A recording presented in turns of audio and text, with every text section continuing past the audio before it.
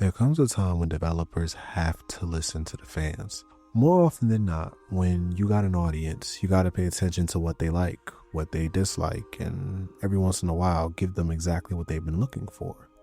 Take the DC universe, for example.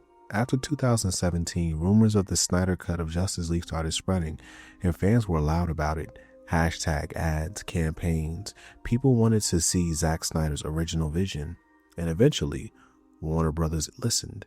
They gave the fans what they wanted. Now take that same concept and apply it to video games, specifically Grand Theft Auto.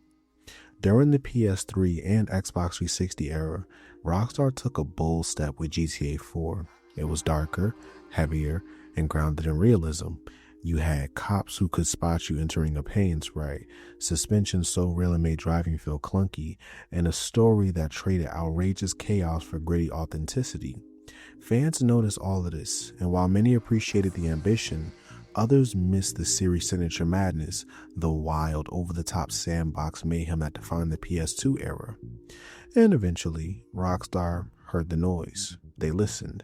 So in 2009, they gave players what they've been missing: a return to traditional Grand Theft Auto, a return to chaos. Welcome to episode 19 of the Rockstar Takeover. Today, we're tying up loose ends in Grand Theft Auto, the Ballad of Gay Tony.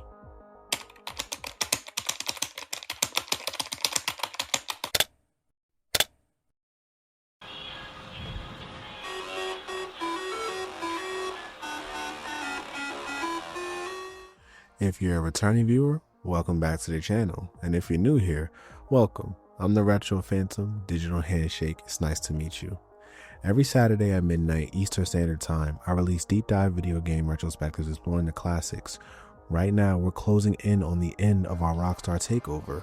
Left on the list, we have got in this order: Red Dead Redemption, LA Noire, Max Payne 3, and we're finishing out the year with GTA 5. Now, if you want to stay up to date and catch all of these, make sure to subscribe.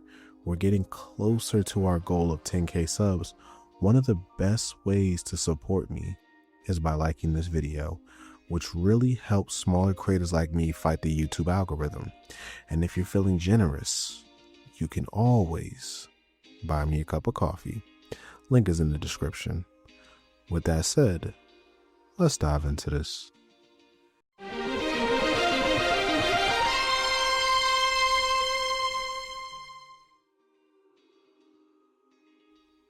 Now, if this is not your first GTA retrospective, feel free to advance the video past this recap, and I'll give you a moment to do that now. Let's take it back to the very beginning. In the 1980s in Dundee, Scotland, a small group of developers, Russell Kay, Mike Daly, Steve Hammond, Gary Timmons, and David Jones, banded together to form a studio called DMA Design. During the early 90s, DMA found worldwide success with Lemmings, a creative puzzle game that became a global hit and put the studio on the map. By 1995, DMA started expanding with a new prototype called Race and Chase, a top-down open-world experiment where players could play either as a cop or a criminal. The idea was to build something fast, chaotic, and replayable. High-speed races, open-ended missions, and wild police chases across several cities. That concept evolved and expanded until it became something much bigger: Grand Theft Auto. When the first GTA released in 1997, it caused immediate controversy. It was banned in some countries, politicians attacked it publicly, and news stations ran fear-driven segments nonstop. But beneath the outrage was innovation, and players noticed GTA's freedom, style, and attitude hit differently. London expansion packs followed shortly after, keeping fans hooked while DMA prepared their next leap. The leap arrived with GTA 2, making the final chapter of the top-down era, but behind the scenes, the team was already looking ahead. With Sony preparing the PlayStation 2, DMA wanted to redefine what open-world gaming could be. And in October 2001, they did exactly that. Grand Theft Auto 3 released and changed gaming forever. A fully 3D open world, cinematic presentation, a living city, it became one of the most influential video games in history. In 2002, DMA officially became part of Rockstar Games, rebranding Rockstar North, and immediately followed their success with Vice City in 2002. Completed in just 1 year, Vice City won multiple awards, including Best In-House Development Studios at the Developer Awards. Rockstar then delivered Grand Theft Auto San Andreas, a collaboration with the Hauser brothers and legendary producer DJ Pooh. San Andreas was viewed as the opus of the 3D era, a massive cultural milestone, and the culmination of everything Rockstar had built since 1997. Even while dominating on the consoles, Rockstar kept expanding the universe. Liberty City Stories and Vice City Stories carried the GTA experience into handheld consoles, and it continued on to become major hits. Meanwhile, Rockstar had acquired Angel Studios, now Rockstar San Diego, and together they developed a brand new technology foundation, the Rage Engine. That engine would power the future of Rockstar Games. In 2008, Grand Theft Auto 4 had arrived, more grounded, more cinematic, more realistic. It marked the beginning of a new era for the franchise and set the tone for the 7th generation of open world games. And during the promotion of GTA 4, Rockstar revealed that there were plans for DLC expansions. These were focused on brand new protagonists living inside the same Liberty City timeline. After multiple delays and a lot of anticipation, the first expansion finally dropped on February 17, 2009, The Lost and the Damned, available first on Xbox 360. PlayStation users had to wait more than a year, finally getting access to it on April 13, 2010, and it should come as no surprise. This game was a hit. Lost and the Damned is a $20 downloadable content pack available exclusively on Xbox 360. Though the game takes place in Liberty City around the same time as your adventures with Nico, this is kind of considered a separate game world, so all the new gameplay additions, the new music, the new weapons, the new bikes, all that stuff is only going to be available for Lost and Damned. As far as we know, as far as Rockstar has said, you're never going to be able to import any of that stuff into GTA 4. In Lost and the Damned, you play Johnny the Jew, who is the vice president of a biker gang called The Lost. To help separate the look and feel of The Lost and Damned from GTA 4, Rockstar did a lot of stuff with the presentation. And they added this grainy filter to the game, and that's going to be seen throughout. It's really present in the cutscenes, but it's there all the time. And unfortunately, that grainy look, which actually worked really well with a game like Mass Effect or Left 4 Dead, doesn't work here because it basically makes Liberty City look ugly. The story in Lost and the Damned is pretty straightforward and pretty simple. It'll probably take you about 8 hours to finish, but then there's going to be a bunch of side missions as well, so your full experience could be anywhere from 12 to 20 hours if you want to 100% the game. While a lot of the great presentation elements of a Rockstar game are here, great cutscenes, great dialogue, lots of humor, the story itself just isn't very compelling. And to be quite honest, Johnny is just not an interesting character. It's not somebody that you like. He's not compelling. There's no compassion for him. Johnny is an established character. He's been in Liberty City for a long time. And in fact, as we find out, he's actually been in GTA 4. You probably just forgot about him. So there are a couple of missions actually where Nico and Johnny are together. One of them is a cool mission where you're basically doing a job for Elizabeta, where you have to go and deliver some heroin to some guys who turn out to be undercover cops. If you remember from the game, this was where Nico and Playboy met up with some guy you didn't know. The cops turned out to be bad. Nico and Playboy run up to the roof to escape. The other guy goes downstairs. Well, that other guy was Johnny. You get to play that now. You get to see Nico and Playboy run off, and then you've got to basically go downstairs to make your escape. But besides just those crossovers with Nico, there are actually a lot of peripheral things from GTA 4 that are explored in more depth in Lost and the Damned. If you remember from GTA 4, there were lots of reports of a serial killer on the loose. Well, you're going to experience firsthand how that guy got out of prison in the first place. Now, there are some great things that Rockstar did in terms of the gameplay. For one thing, they've added a bunch of new weapons. Again, you're going to have access to an auto shotgun, which is probably the best weapon in Grand Theft Auto. The auto pistol, which is also awesome, a grenade launcher, sawn-off shotty. Lots of cool stuff to play around with, and then also you get a bunch of new bikes. And as most people remember, GTA 4, the bikes were a little bit hard to control, easy to get thrown off a bike. Your ass is glued to the bike now for Lost in the Dam. You could do your darndest, but chances are you're not going to go off the bike. I've hit medians, I've bounced off of cars and stayed on my bike. You really have to ram something head on to get tossed off the bike. Which is great, because it makes it a lot of fun to control the bikes now. They're easier to handle, and really, you never want to be in a car. That's the one great thing that Rockstar managed to pull off with Lost in the Dam, is that the bikes are so fast, so much fun to control, and not a pain in the ass in any way that really being in a car almost makes you feel boxed up, which is great because that's supposed to be your feeling as being this main character who's a biker for life. The other great thing that's added is that there are now checkpoints in between the missions. So pretty much anytime there's a cutscene that happens during a mission, that's usually going to be a checkpoint, so that if you die after that cutscene, you just start back from there again. You don't have to actually go drive all the way to the mission and then progress through one at a time, which does certainly speed up the gameplay experience, but it also cuts down on any of the frustration people might have felt playing GTA 4. Come on, you pussies! And of course, being a Grand Theft Auto game, there are lots of other things to do besides play the main story. There are gang wars, which are really cool. There are odd jobs that you can do. You can also steal bikes, and you can also do new kind of bike races. In the end, the Lost in the Dam just doesn't hold a candle to Grand Theft Auto 4. You know, Liberty City was a main character in GTA 4. Not so much in the Lost in the Dam. The real focus is on the biker gang, and again, those guys aren't terribly interesting. So compared to Nico's story, it's just not as compelling, but I have to say that the gameplay changes that they made are phenomenal. Just for that reason alone, you're going to want to play, check out all the new weapons, and just have a lot of fun riding on those bikes. It's too bad that you can't bring that into Nico's story, because I'd much rather just play as Nico with all these new toys. But certainly for $20, having this, an 8-hour single-player story, a bunch of other stuff that you can do around town, some mini games you can play like air hockey and arm wrestling, and then, on top of that, having new multiplayer modes as well, new songs, new radio station. It's a very complete package, and for only $20, that's actually a great deal compared to what we've seen from other downloadable content.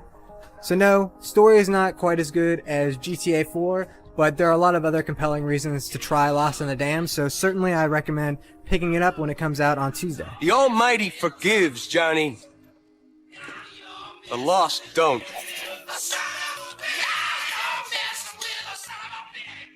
Now that we're all caught up, let's talk about the Ballad of Gay Tony. If you recall, around this time, it was announced that 2 DLCs will be dropped for GTA 4. Hits the shelves on October the 16th in North America, on October the 19th across Europe. But where the GTA 4 experience stops on other platforms, it continues on Xbox 360. 2 new exclusive episodes will be released by the spring of 2008, providing hours of entirely new gameplay for Xbox 360 owners. This will make Xbox 360 the only console where you can get the complete Grand Theft Auto experience. To no one's surprise, GTA 4 The Lost in the Dam became a major success for Rockstar Games, and as soon as players finished Johnny Clibbett's story, the community was hungry for the next expansion. That excitement only grew on May 17, 2009, when Hillary Goldstein published an article teasing what was coming next. In the article, one line stood out. Details on the second episode of GTA 4 downloadable content coming soon. The May 14th update read. This was the shortest teaser imaginable, but that was all gamers needed. With E3 just 2 weeks away, speculation exploded. Everyone believed Episode 2 would be revealed on the biggest stage of that year. And since Rockstar traditionally involved having a booth at E3, fans just assumed the reveal would happen during Microsoft's E3 press conference briefing on June 1st. But that didn't happen. E3 came and went with no new information, and hype slowly turned into anxious waiting. But if we go back in time, on May 26, 2009, Rockstar finally broke the silence. The second episode will be called Grand Theft Auto: The Ballad of Gay Tony. The announcement came with details that instantly electrified the fan base. In the official article, Rockstar wrote, "The Ballad of Gay Tony follows Luis Lopez, the assistant to nightclub manager Tony, Gay Tony Prince, Players will struggle with the competing loyalties of family and friends and with the uncertainty about who is real and who is fake in a world in which everyone has a price. Just like The Lost and the Damned, the new expansion will launch exclusively on Xbox 360 at first, priced at 1,600 Microsoft points or $20. And the best part, fans were told the release window would be October 2009, meaning the wait was short. To build the hype even higher, Rockstar dropped the first official trailer just 1 month before launch.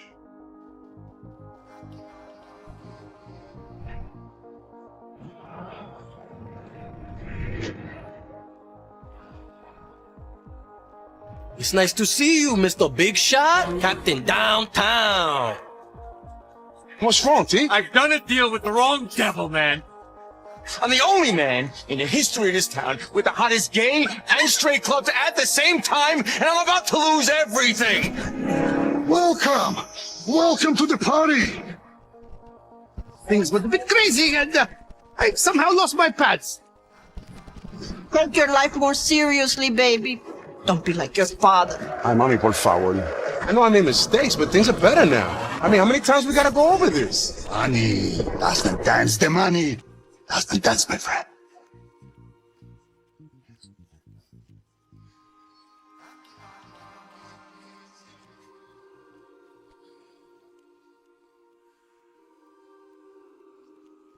Gay Tony? You'll always be the king of this town. You are this town.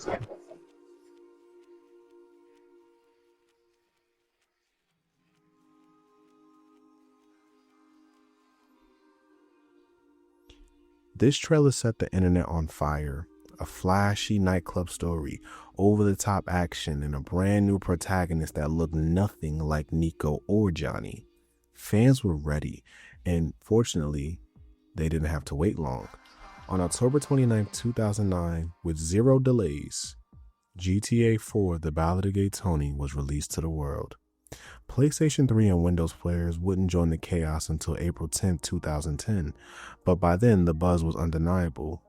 Rockstar had delivered something special.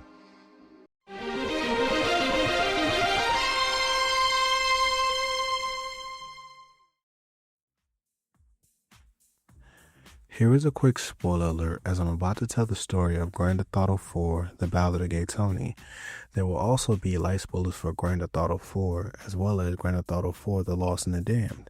Now, if you're not a fan of spoilers, please advance the video to the gameplay overview section as seen on the timeline below.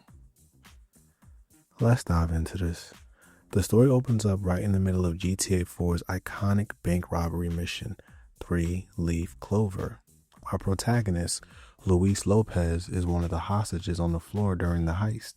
He's having a tense conversation with another hostage who claims he's going to take on the robbers himself. Luis warns him that might not be the smartest move, but this guy thinks he's some kind of action hero. Moments later, the hostage stands up, pulls a gun, and gets instantly taken out, just like in Nico Bellic's storyline. The chaos continues to unfold around Luis, and we see the entire event from a brand new perspective. After the robbery, Luis is questioned by the police. He keeps his cool, downplays the whole situation, and walks off free. He then calls his boss, Anthony Gay Tony Prince, letting him know about the delay. A bank got robbed, and it's been a day. Luis finally makes it to Tony's apartment, where we meet the man himself, the king of Liberty City nightlife. This is also where we're introduced to Rocco Pelosi and his uncle Vince, two mob-connected loan sharks who've been leaning on Tony for the money he owes.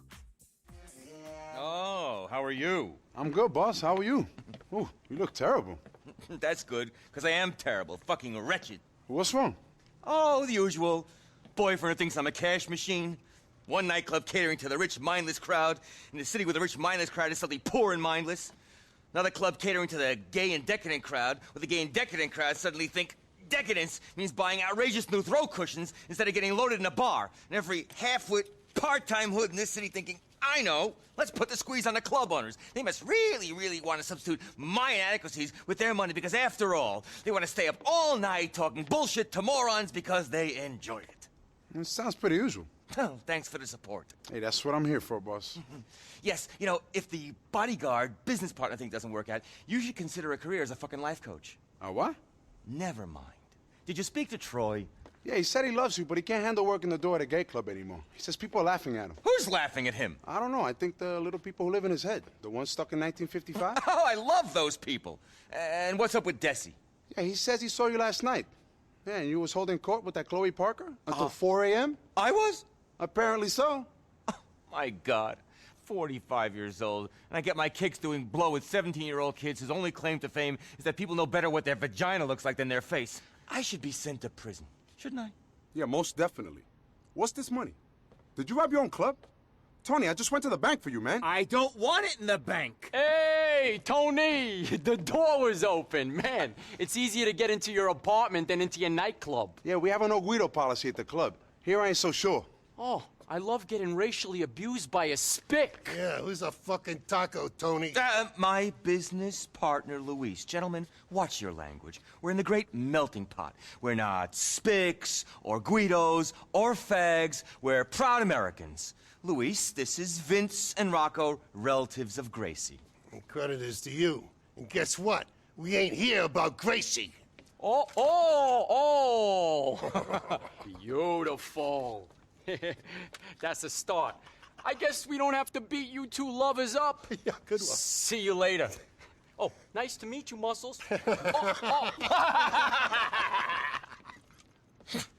Fuck, there goes payroll.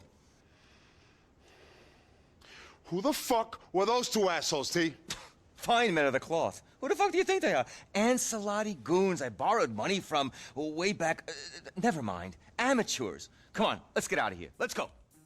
Afterwards, Tony and Luis head out to check on the clubs: Hercules, Tony's gay nightclub, and Mason at 9, the crown jewel of Liberty City nightlife. On the way, Tony vents about the cash Rocco took from him, insisting the money was legit. Luis isn't fully buying it, but this is Tony we're talking about. He always finds a way into some mess. They pull up to Hercules first. Troy, the bouncer, comes to the car, and Tony lets him know a very important client is visiting tonight and everything needs to be discreet. Troy agrees and gets to work. From there, Tony and Luis head over to the Mason at 9. Inside, Luis hangs around and takes in the club vibe. As the player, you can dance, have a few shots, take part in a drinking game, or even push your luck and get some hot coffee upstairs. But Luis doesn't get to relax long. Tony calls. Two of Luis's friends are making a scene outside. Luis steps out in front and meets his childhood boys, Armando and Henrique. Immediately, the three start roasting each other's outfits. Tony arrives, looks Armando and Enrique up and down, and basically tells them there's no way they're getting inside looking like that. Luis ends up driving them home in Tony's car. On the way, Armando and Enrique start pitching Luis on getting back into the dope game, talking about leveling up and making real money together. But Luis tells them he's out. He's got legit income now and he doesn't need the street life anymore. He drops them off and heads home. Later that night, Tony calls again, joking that they should have turned the bank robbery into flea publicity. Luis is not here for that kind of press. Shortly after, he gets a text telling him to meet at Tony's Mason at 9.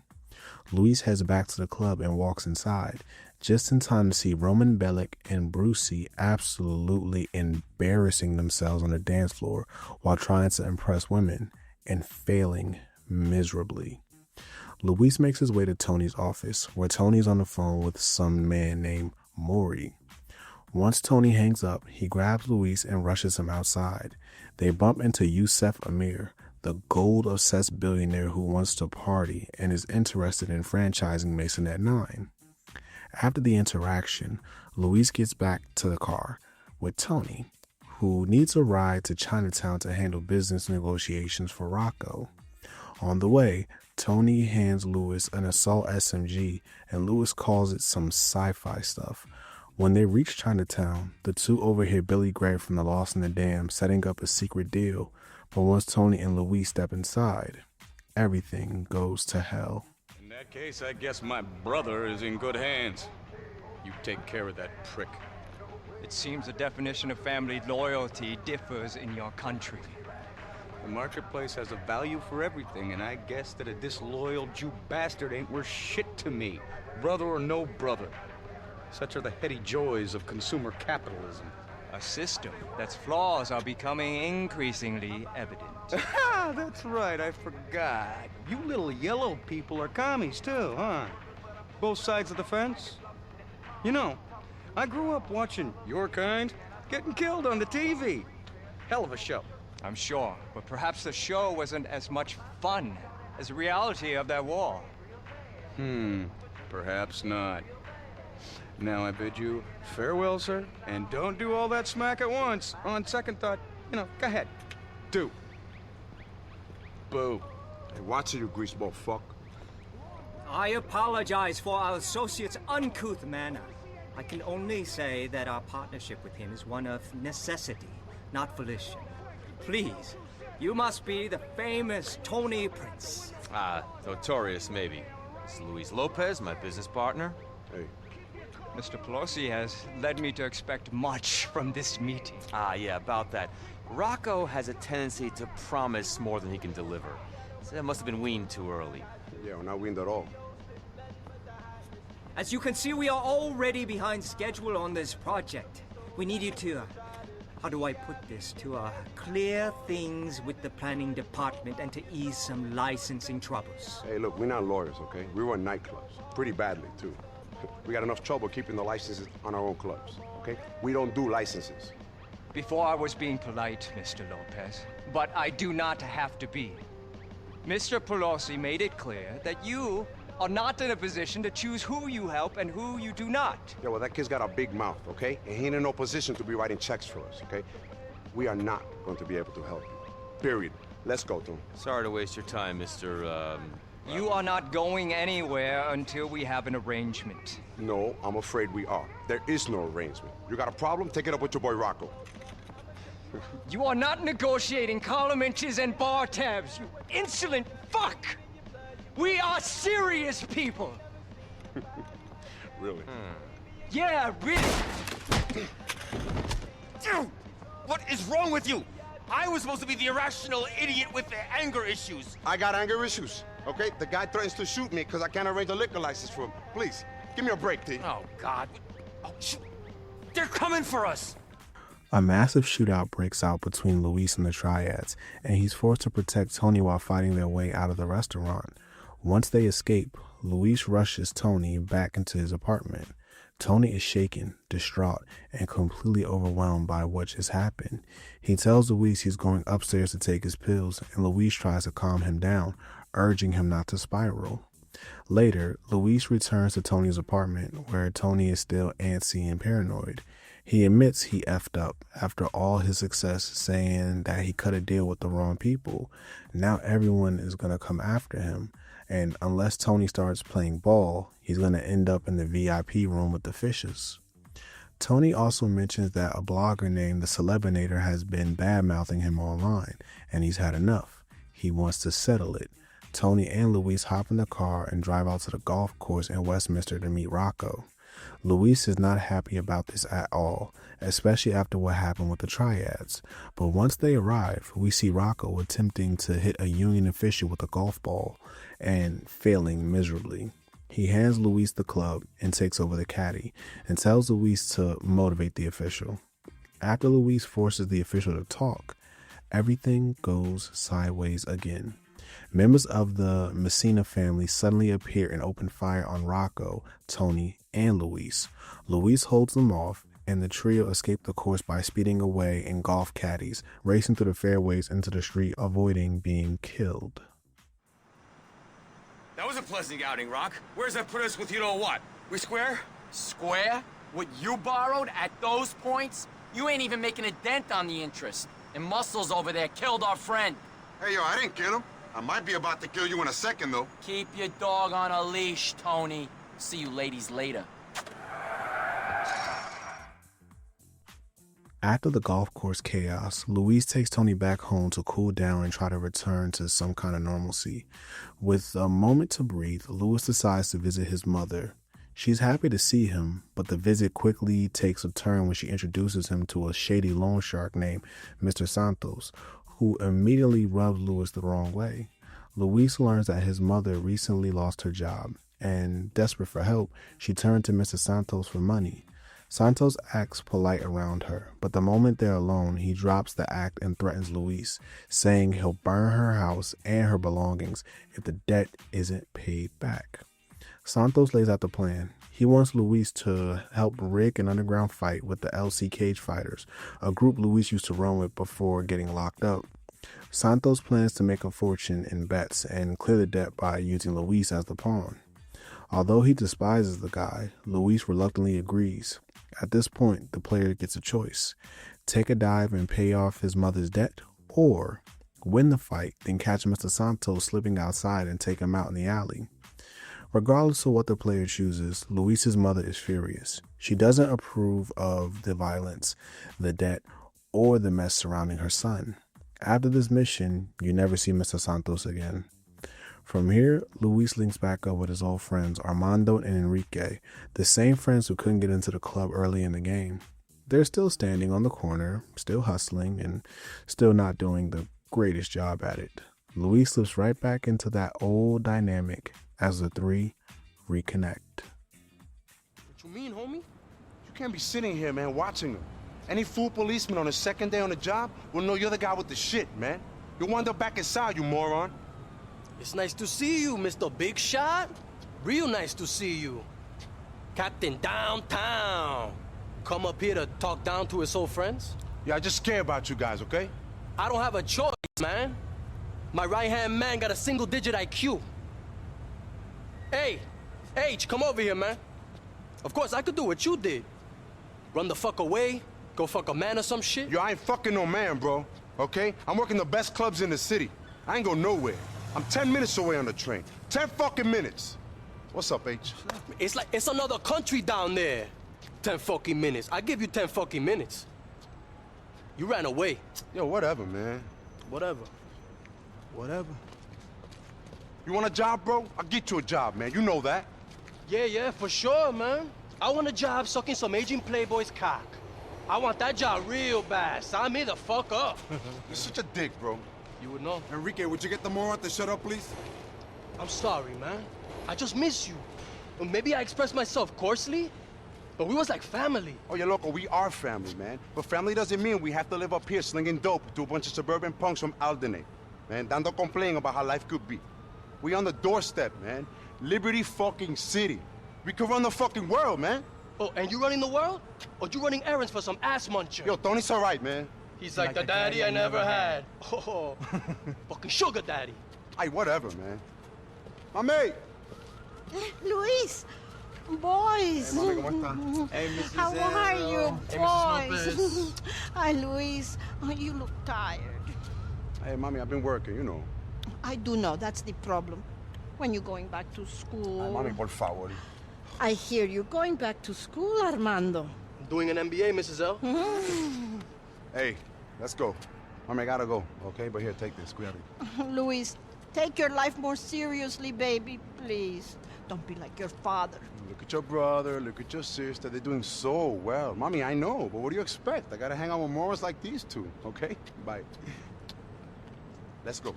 Morons like us, eh, my brother? Ah, you know how mommy is. Oh, like a woman has been abandoned by her children? Okay? Look. I know you think we small. I know you think we ain't shit. But that's why I hit you up, man. Why? Because we got something real coming down. Yeah, the last time we had something real coming down, I did 2 years. Look, I'm not gonna insult your intelligence by telling you shit is gonna be different now. But it is. It is. Come on, trust me. Let's go. Luis heads out with his old friends to a drug deal they set up in East Hook. On the way, Luis gets into it with them about his time in juvie and how working for Tony Prince is supposed to be a fresh start. Armando brushes it off and hands Luis an automatic shotgun and 15 grenades, hyping up the deal like it's nothing. But when they reach the meeting spot, everything falls apart instantly. The crew discovers the police have been bugging Armando's phone. The dealer they were supposed to meet takes off, and Luis, Armando, and Enrique suddenly find themselves surrounded by waves of new true officers. Luis fights them off, but escalates it even further when a helicopter arrives and drops more noose officers onto the scene. After clearing them out, the trio make a run for it until the chopper circles back. Luis grabs an RPG from the back of a noose fan, locks on, and blows the helicopter out of the sky. The three jump into a car, and Luis drives them back to their spot in Northwood. During the ride, Armando and Enrique talk about setting up more drug deals and ask Luis to help out. Even after all the chaos, they're still convinced they're one big score away from leveling up. Later, Luis finds them again, this time at his mother's house, eating good food and acting like they lived there. Luis and his mother immediately get into an argument about him not trying to end up like his father. Once the tension calms, Luis rides out with his boys to Bohan for another job. On the drive, Armando and Enrique accuse Luis of forgetting where he came from, but Luis brushes it off. He just wants to know what this next job is. When they arrive, they begin unloading product from a boat onto their trucks, but before they can finish, a rival gang armed with rifles ambushes them. A shootout erupts, but Luis takes them out one by one. After securing the product, Luis drives to the garage in Northwood, wrapping up the job. Not long after, Tony sets up a meeting with Yusef Amir, the flashy, eccentric billionaire who wanted to franchise Masonette 9. Luis joins him and quickly realizes Yusef is a lot to take in. Luis learns a lot about the man, his money, his obsessions, his wild lifestyle, but he's also visibly uncomfortable the entire time. Hello? Hello? Hello?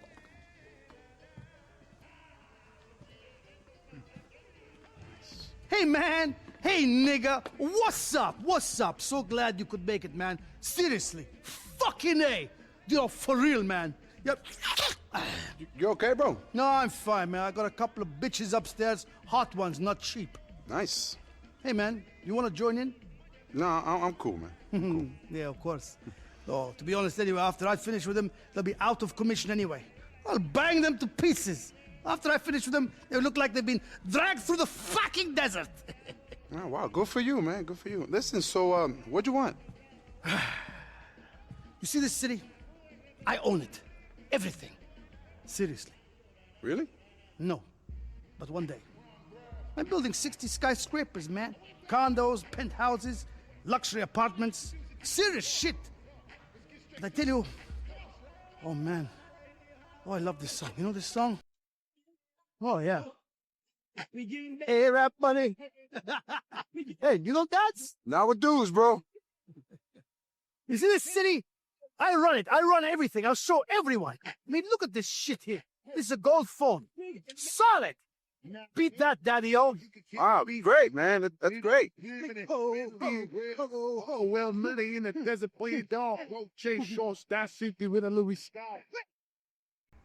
I'm the real deal, nigga. I'm the real thing. Sure, bro, sure. So what do you say? You gonna help me out? Tony says you can handle yourself. Maybe, man. What do you need? I had to shut my fucking father up. Whoa, I ain't killing your father, bro. No, I know you're not. I needed to get a helicopter for him, you know? And I found it. It's a military issue. Beautiful machine. Sexy. The company that built it, they have a display model on their boat. And that will shut him up. You know, show him I've got good connections, you know, and pay him the respect he deserves. Is that porn playing up there, bro? No, man. That's real women. Trust me. And I ain't paid shit. Okay, so you want me to get you a helicopter, and that'll make your dad happy. You better be the real deal, man. You know, I tell Tony that we work together, huh? I'm going to make you both very rich men. We'll open up nightclubs all around the world. China, Pakistan, Timbuktu, anywhere you want. But you know what this means? You and I, we are brothers. We're partners. Okay. Give me a call when you get there. Now I've got to attend to some business.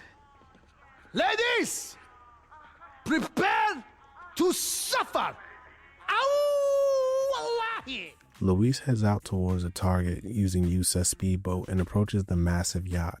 He infiltrates the ship silently, avoiding the guards on board, and reaches the helicopter parked on the deck. Luis steals the chopper and begins flying it back towards Yusef's heliport. But on the way, Yusef calls, hyped and half out of breath, and tells Luis to go back and blow up the entire yacht with the buzzard. Luis circles back, unleashes rockets, and sinks the yacht, taking out the terrorists on board. As the ship goes down, several arms dealers try to escape in speedboats. Luis picks them off one by one from the sky. Later, inside Yusef's apartment, Luis overhears Yusef on the phone with a business partner until another call comes in from Yusef's father. Luis quickly realizes something. All the wealth, all the toys, all the material excess surrounding Yusef, none of it is technically his. It's his father's. Yusef is living large, but he's not the one signing off on the checks. Still undeterred, Yusef asks Luis to join him for a meeting downtown, mostly to legitimize things and impress the right people. They head outside and drive towards Rotterdam Tower, where Yusef asks Luis to go up first and scope out the situation. Luis reaches the observation deck and finds two men, Tahir Saeed and Ahmed Khalil. They're acting suspicious, repeatedly asking where Yusef is. Luis senses something's off. He corners Tahir and demands answers. Tahir refuses. Then Luis hears a helicopter approaching. He instantly realizes what he's just walked into. It's a setup. Without hesitation, Luis grabs Tahir, throws him off the building. Tahir plummets hundreds of feet, smashing into a taxi and dying instantly. Ahmed panics and flees as Noose agents flood the tower. A rooftop chase breaks out with Luis shooting his way through officers and dodging Noose annihilators circling the building. He eventually corners Ahmed at the very top. Ahmed reveals the truth. He and Tahir were working with Noose to set Yusef up, get him wired, incriminate him, and then seize his business. Ahmed hands Luis a parachute, the one he planned to escape with. But before he can do anything else, Luis lunges at him. Ahmed panics, steps back, and falls off the spire to his death. Luis puts on the parachute, leaps off the tower, gliding past skyscrapers and landing safely before escaping from the police on the streets below. After everything settles, Luis meets with Yusef again, and this time, Yusef's bright, unstoppable world comes crashing down the moment he's forced to confront his father face to face. We're getting air up money. We're getting air up money. Ho! Ho! Ho! Ho! And again, let's go. Hey, bro. Nigga! Yo, this is Jonelle. It's Jonelle, nigga. Think you want to moderate your use of the word, bro? It's not fucking cool, all right? Listen, are we gonna do this or what? I'm on the fucking clock, man. Chill, baby. Get into it. Feel it. Let's go. Ho! What's wrong with you, man? People. Nothing wrong with me, homeboy. I'm going to build the biggest fucking building in this fucking town. The biggest. My name will go down in history. Yeah, I don't doubt that, man. What you want? Well, I heard from a friend that we can get some real hardware. Bit like the chopper, but better, partner. Better. Yeah, I don't think I can handle any more of that shit, partner. I'm talking something seriously intense. How about a mother fucking news tank? Give it up, bro. Come on. Come on! Hey, what you need a news tank for, man? What are you, crime fighting now? I want it. Come on, baby, you and me, doing our tank thing, just rolling like some Desert Storm niggas. Huh? Ooh, Chinese person. Bye-bye, nigga. You fucking ridiculous, man. Hey, man. Money, is it money? Is that money you want? Here, have it. But come on, let's go get this thing. Come on, baby, get up, come on. Let's go again, to the left. And again, air out money. Come on, baby. We got air out money. Yusuf! Oh, Papa! doing here? Welcome. Welcome, Papa. This is my business associate, Mr. Luis. Mr. Luis. Allah, he is the greatest technical advisor in the whole city. And this is his wife, Jaundice. Careful, motherfucker! Yes, and you know, we were just having a little creative meeting and things went a bit crazy and I somehow lost my pants. But no, Papa, I tell you, you're looking very well, in fact. I knew how disgraceful you were, but I didn't realize quite how shameful you were. No, Papa, things are not how they look. Things do not look good, son. Don't judge a book by its cover, Father. That's what you taught me. When a book is called guns, drugs, hookers, and no pants, I think I don't need to read it. Well, Papa, you know, these people, they mean nothing to me. In fact, they're just going. Go, get out. You, Mr. Lewis, take your wife, Mrs. Lewis, and may I say, Madame, this is not a very appropriate way for a married woman to dress. I told them many times, Father, this is a disrespectful way to dress. Do they listen to me? Yeah, no, never. And you, by the way, I'll text you in about 1 minute about the tank, okay? The news tank? Shh! Go and leave right now. And don't you dare come back without knocking first. These people are a disgrace, Papa. But I tell you, moving swiftly on, you will be very proud of my plans I want to show you for the Imperial Amir Towers. I tell you, Papa, magisterial doesn't do justice to it.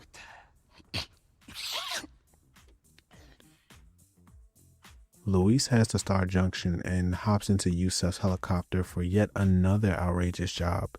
This time, Yusef wants to lift a Noose APC tank straight off a military transport because, of course, he does.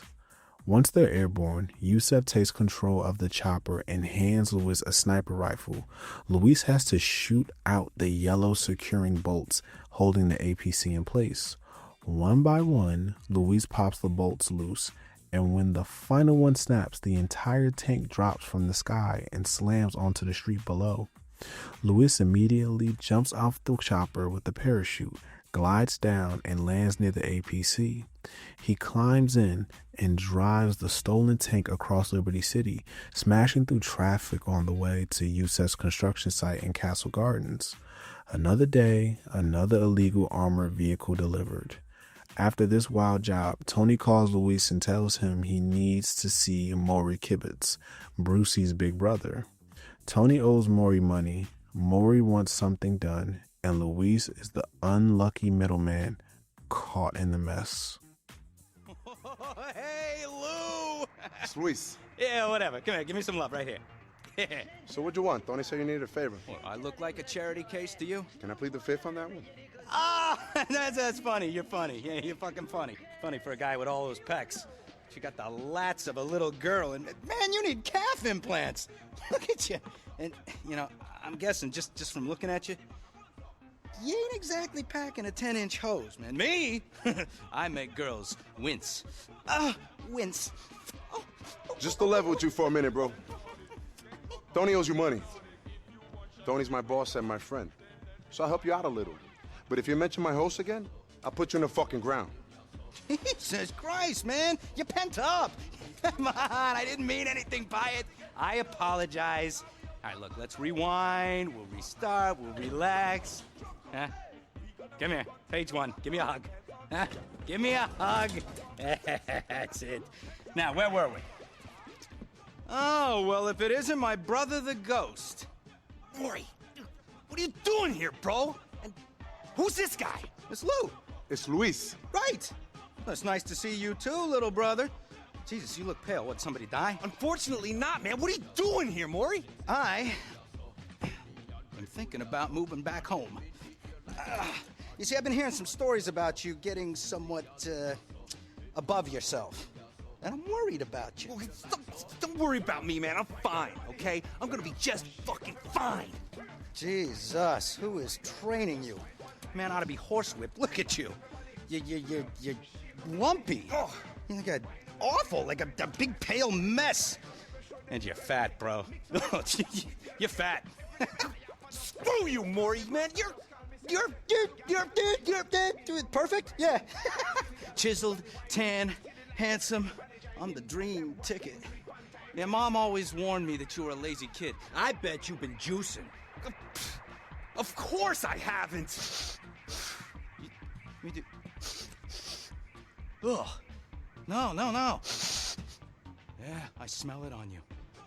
Fear.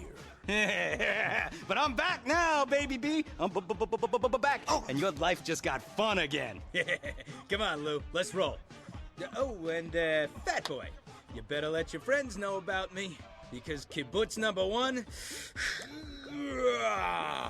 he's back in town, and this time, dun dun dun dun dun dun dun dun dun dun dun dun, it's kosher. See ya. Wouldn't want to be ya, fag. Maury and Luis talk through the situation on the drive to the docks. Once they arrive, they meet a group of drug dealers Maury previously ripped off, and because of that, they refuse to do any business with them. Maury, being Maury, tries to force the issue, demanding they hand over the goods. That goes about as well as you'd expect. The dealers pull guns, an ambush breaks out, and Luis and Maury fight their way through the docks. After clearing out the first wave, the remaining gang members flee onto the speedboats. Luis and Maury hop into another boat and give chase. Maury fires shots while Luis throws sticky bombs onto the fleeing boats, detonating each one until all 3 are destroyed. After the job is done, Luis drops Maury off at the shore. Later, back at Maury's place, he explains that their next competition involves a helicopter. Luis reluctantly agrees, and they drive to the Algonquin heliport. On the way, Maury brags nonstop, claiming this event is only for high roller cats. Once they arrive, the 2 of them are given parachutes and lifted high over South Algonquin. The race is simple but chaotic. Jump out the chopper, parachute to a speedboat, ride the boat to the shore, then sprint to a parked car and race it to the finish line. Luis completes the race, but Maury immediately starts making excuses for why he lost, claiming sabotage, blaming equipment, anything except admitting Luis beat him fair and square. In their last outing together, Luis returns to the kibbutz house, only to find Maury pushing Brucey to his limit as usual. This time, Luis steps in. He opens up about his past and tells Maury to back off, and finally stands up for Brucey. Maury, of course, still acts like an a-hole.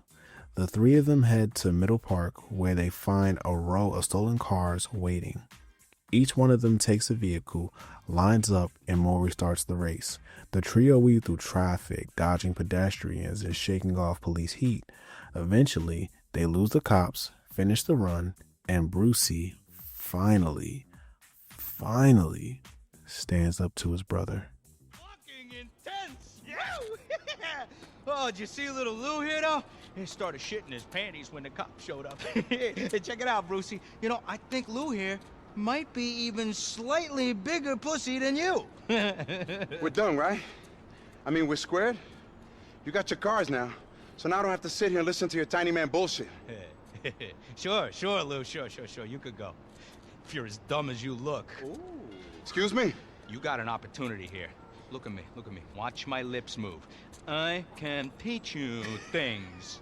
Come on, think apprentice, think intern, minion, yeah, think squire boy. You, following me all around, learning to become a business mastermind. No more clubs, no more Tony Queen.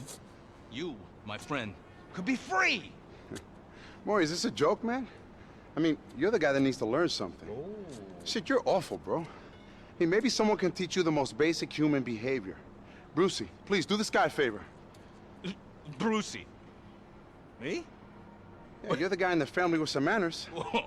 You think that I could learn something from little B here? The Marshmallow Man. More. This pale piece of turd. All right, cut it out, M. Man is nothing but beyond pathetic. That's it, boy! Cut it out! Yeah! Are you kidding? Yeah! Oh, God! Oh! What the fuck, man? What the fuck are you doing? Oh, God, you know I'm sorry, Maury. I forgot, man.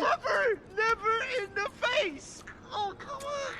This is top work up here. You know that I got a weakened septum. Okay. Oh, Just don't tell Mom, okay? Okay? Okay. Just, you're gonna take me home. Yeah, shit. Come on, let's go. Okay, come on. Yeah. Okay. Hey, I'll see you ladies later, okay? Yeah, I'll see you at the club or something. Okay. I hurt so bad. Back working with Tony, Luis heads to Hercules where Troy is in the middle of complaining about having to work at the door of a gay nightclub. Luis checks him immediately, reminding Troy who pays him and where his loyalty should be. Right after that, Tony arrives, and he's brought company, Gracie and Salati. The trio head out to drop Gracie off at her house, and along the ride, Gracie starts shamelessly trying to shoot her shot at Luis. Luis rejects her, and she immediately flips into annoyance, complaining about how he has no taste because he isn't interested in her. Classic Gracie. While all this chaos is happening in the backseat, Tony brings up the Celebrinator again, the blogger who's been trashing him and Luis nonstop. Gracie chimes in saying she loves the Celebrinator's blog, which only makes Tony more irritated. He tells her the blog doesn't love them, and he's tired of the constant hate.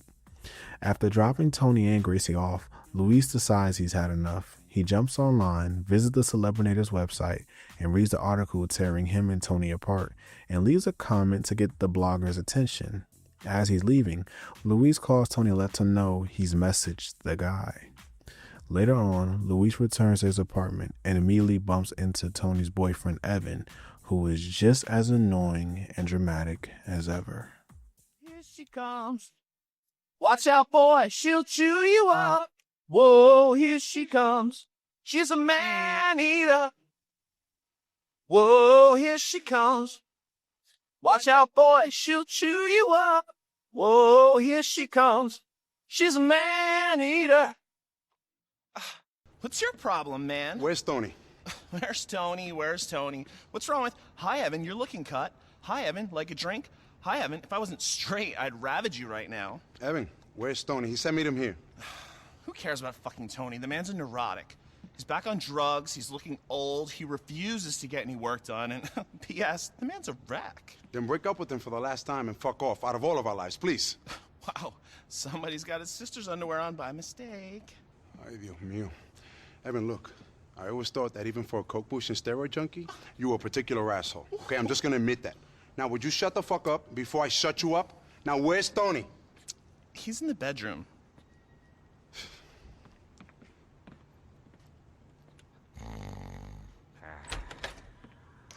Hey, Tony, get up. Piss off. Come on, get up, man. Let's go. Piss off. I want to die. Okay, man, if that's how you want it. Come on. Let's go. Come on, over here. Over here.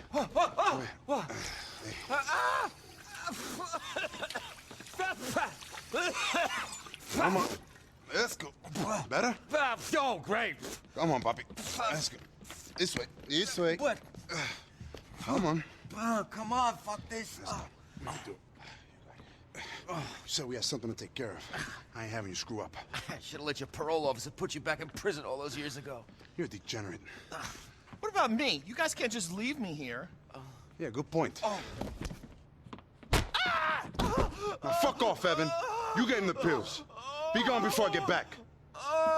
Let's go, Poppy. Come on, you got it. Let's go. I'm good. Fucking hetero! Oh, wait. What? I forgot something. Forgot what? The explosives. Explosives? Yo, what's wrong with you, man? You want a nightclub, not a terror cell. Ow, Rocco's gone nuts. He's gonna burn the clubs down for insurance. He's gonna fucking kill us. Yeah, he's gone crazy, and you're running around with some bombs, okay? What kind of drugs are you on? I hope they're strong. I told him I'd take care of his union problems for him. It's the only way out. Either that or they kill me. Yeah, I wish you'd talk to me about this first, man, okay? Blowing shit up ain't exactly your side of the business, okay? It's not your forte. What do you care about the business? You got your fucking head in the clouds, huh? You think you're a big shot. You're a nothing, and soon you're gonna be a dead nothing. Yeah, no doubt, boss. Now where you going? Think I got a guy digging up Frankfurt Avenue for Liberty Electric. Okay, what else? The transport workers guy is driving an out-of-service subway train through North Holland. I meant to take the whole thing out. A subway train? Jesus Christ, please tell me that's it. The head of the LTA is out of Francis International in his private jet. And you'll probably blow yourself up as soon as you walk out the door. You ain't doing this. I got to. It's the only way we can survive. Get out of my way. I'm sorry. As much as I'd like to right now, I'm not letting you kill yourself. Try and stop me, huh? Okay. Go!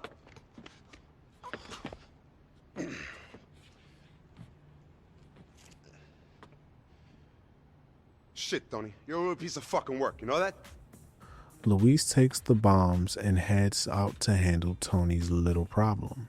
First stop is the base of a construction crane. Luis plants the explosives, backs off, and blows the entire structure sky high. But he's not done yet. Next, he detonates a bomb on the subway train, causing it to derail and collapse in a violent explosion. And for the grand finale, he makes his way to the airport and destroys the engine of a LTA's private jet with one last blast. 3 targets, 3 explosions, message delivered. After Luis finishes these explosive errands, Tony calls, panicking and asking if the punch was really necessary. Luis reminds him that they're partners, they're in this together. Tony then drops more personal drama. He and Evan have broken up. Luis tells Tony exactly how he feels about Evan, calling him a parasite, saying this breakup is honestly a blessing in disguise. Later on, Luis returns to Tony's apartment, only to find Tony has learned nothing. His place is packed again. Everyone is over, drinking, partying, causing chaos. It's the same mess Luis keeps trying to pull Tony out of. Tony spiraling deeper, everyone enabling him, and Luis stuck playing cleanup. Oh, look who it is! Jesus, you could knock or something. I mean, my heart is beating 200 beats a minute. You almost put me in the hospital. This is good blow. Here, give me some. Oh, no. Oh, yeah. Listen, Gracie, tell your father. Tell him. Tell him you've been selling me coke. He will love that. No. I don't mean that. I mean, tell him I'm okay. You know, tell him I'm on the up. Yeah, tell him if he needs a good fake tan or some hair gel, Rocco can hook him up. Oh, fuck off, Luis. Try it, bro.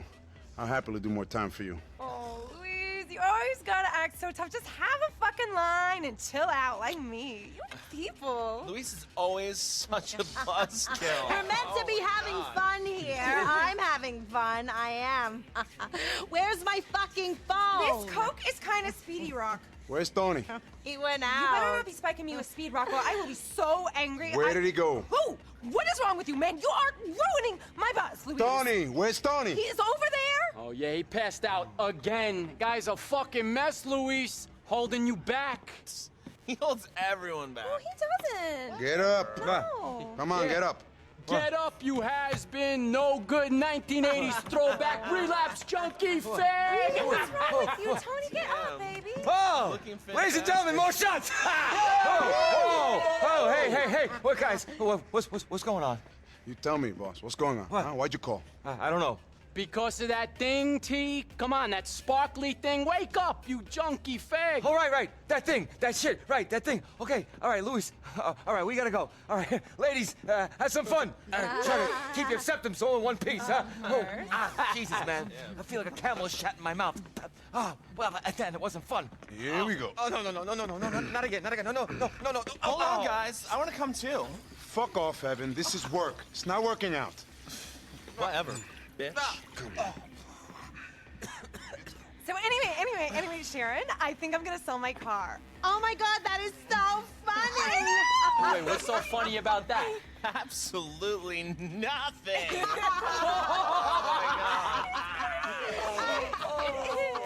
Luis and Tony step outside the apartment and split up. Luis rides in the limo with Evan while Tony takes a separate car. Both are heading to the docks in East Hook. Evan sits in the back seat, tight-lipped, clearly hiding something. Luis presses him for answers, and finally, Evan cracks. He tells Luis they're going to buy $2 million worth of diamonds. Luis immediately asks the obvious question: where did Tony get $2 million from?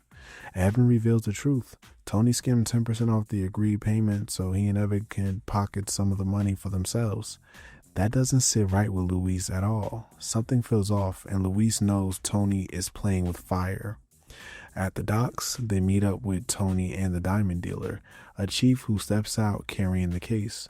The chief checks the money, Evan checks the diamonds, but just as the swap is happening, the Lost MC ambushes the deal, mirroring the events you saw play out in The Lost and the Damned. Luis grabs the briefcase, and Evan clutches the diamonds as chaos erupts. Luis, Tony, and Evan split up and tear through the docks in a high-speed chase with the Lost MC firing from motorcycles and vans. Eventually, Luis and Tony escape, but Evan doesn't. Tony immediately starts to panic, realizing Evan never made it out alive. And if you played The Lost and the Damned, then you already know this. Afterward, Luis returns to the Masonette 9. He decompresses a little, grabs some hot coffee in the bathroom, wink wink, and exchanges info with a woman. And then he heads back to Tony's office. Tony's inside, drinking his pain away. He tells Luis he has a plan to finally keep Rocco and Uncle Vince off their backs. Before they leave, Tony stops to greet Ray Bulgarian, a familiar face from Nico's mission Russian Revolution. Bulgarian is now hanging around the club, scouting women and basically asking how much he has to pay the girls for hot coffee. Luis sits down with them, and it becomes clear Bulgarian doesn't like Tony, but he likes Luis. Bulgarian tells him he should work for him instead, which disgusts both Luis and Tony. They quickly dip out the conversation.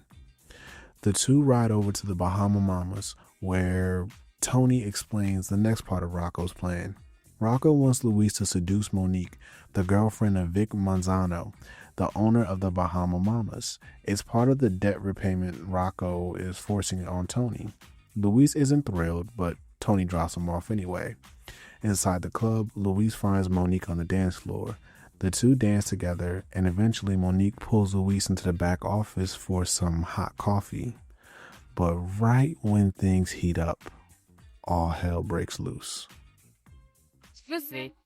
Don't let anybody in Maurice, but I don't get fucking words. All right, buddy. Wish we love, Bobby. Oof, baby. Take it easy on me, okay? I had a long day. I'm gonna make you forget all about that. I fetch. Hey, yo, shit. I think Serge wanted to see you outside. So you just got the night off. Come on. Well, wait, hold on a minute. I mean, you... Get the fuck out of my way. Boy. Hey, Vic.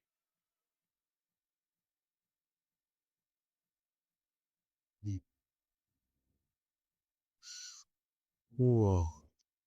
Dios mío. I see right there. Chucarones ahí, right there.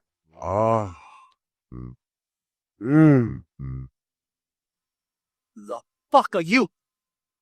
Oh, Vic, you were supposed to be in Venturas. You are! I paid for those fucking lips, and this is how you repay me? Oh, hold on, I can explain. Puta!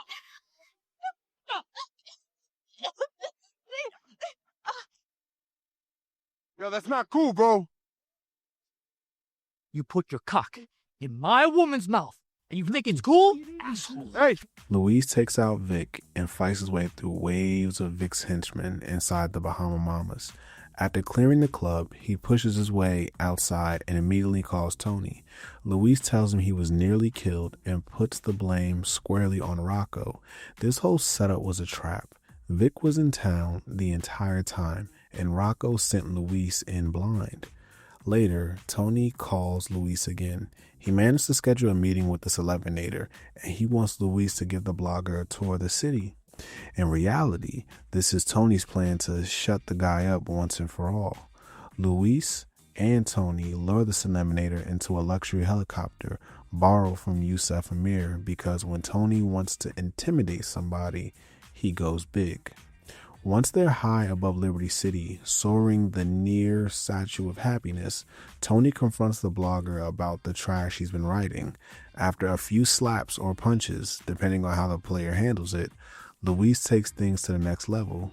He throws the Celebrinator off the helicopter, but this isn't a murder attempt. It's psychological warfare. Tony immediately orders Luis to go after him. Luis jumps out the chopper, dives through the sky, and catches the screaming blogger midair. He deploys his parachute and glides down safely to land with the terrified Celebrinator in tow. The blogger limps away, completely humiliated, shaken to his core, and definitely thinking twice before posting anything else about Tony Prince. Hey! Hey! It kind of looks like you had a little accident. Someone might post a picture of that online. I feel like shit. After the stunt with the Celebrinator, Tony calls Luis, relieved that the negative press is finally gone. Luis reassures him that the blogger won't be running his mouth anytime soon. Later, Luis heads to Hercules to meet up with Tony. When he arrives, Tony is in full meltdown mode. He's stressed, jittery, and now worried about Gracie, who hasn't been seen in a while. As Tony spirals, he brings up the diamonds again, saying he's heard about a new deal going down at the Libertonian Museum. Tony wants the two of them to go down there and make a bid themselves. But when Tony stands up, he immediately collapses. Luis steps in and tells him he'll handle it alone. Luis calls Yusef and asks if he can borrow the buzzard again. Yusef agrees, and when Luis arrives on the helipad, he realizes Yusef has upgraded. The helicopter is now completely gold. Only Yusef. Luis flies to Libertonian and arrives just in time to witness the diamond exchange, the same one you saw in GTA 4 and in The Lost and the Damned. But now we finally get Luis's point of view. When Maury inspects the diamond and everything goes south, the shootout erupts exactly like it did in the other games. But after everyone scatters, Luis chases down the man who grabbed the diamonds, catches him, and pistol whips him so hard it knocks him out cold. Luis recovers the diamonds, rushes back to the golden buzzard, and escapes with the cops on his tail. He calls Tony and tells him to meet at the helipad. When Tony arrives, Luis hands him the diamonds. Back at Tony's apartment, Luis finds Tony in a complete panic. Tony reveals that Gracie's been kidnapped, just like in GTA 4, by Patrick McCreary and Nico Bellic. Where have you been? I got here as soon as I could, bro. Oh, man, Louise Gracie. Louise Gracie. What about Gracie? They got Gracie. She's gone. Evan's dead. Now Gracie. Fuck Evan. Who's got Gracie? I don't know. What are you talking about, bro? Where is she? Some guy's at war with her father, I guess. I don't know. Hey, Gracie's pretty tough. She's a princess. She's a tough princess. They fucking hurt her. Yeah, they'll have you, me, and my family to deal with. You never liked her. You never did. You never liked anyone. That's not true. I like her. No, you didn't. She's my favorite go-kart. Oh, and what makes you so good, huh?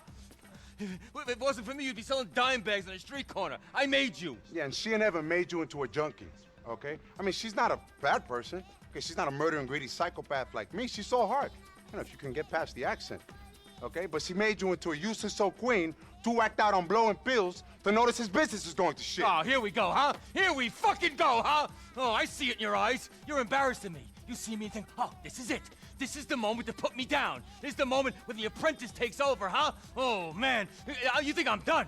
You're not so fucking tough, Luis. And you're not so smart, you dumb junkie. Fuck. Yeah, fuck you, Luis. Come on, Tony. Chill out. Oh. Oh, no, you're right. You're right. You're not the one with the problem. I am.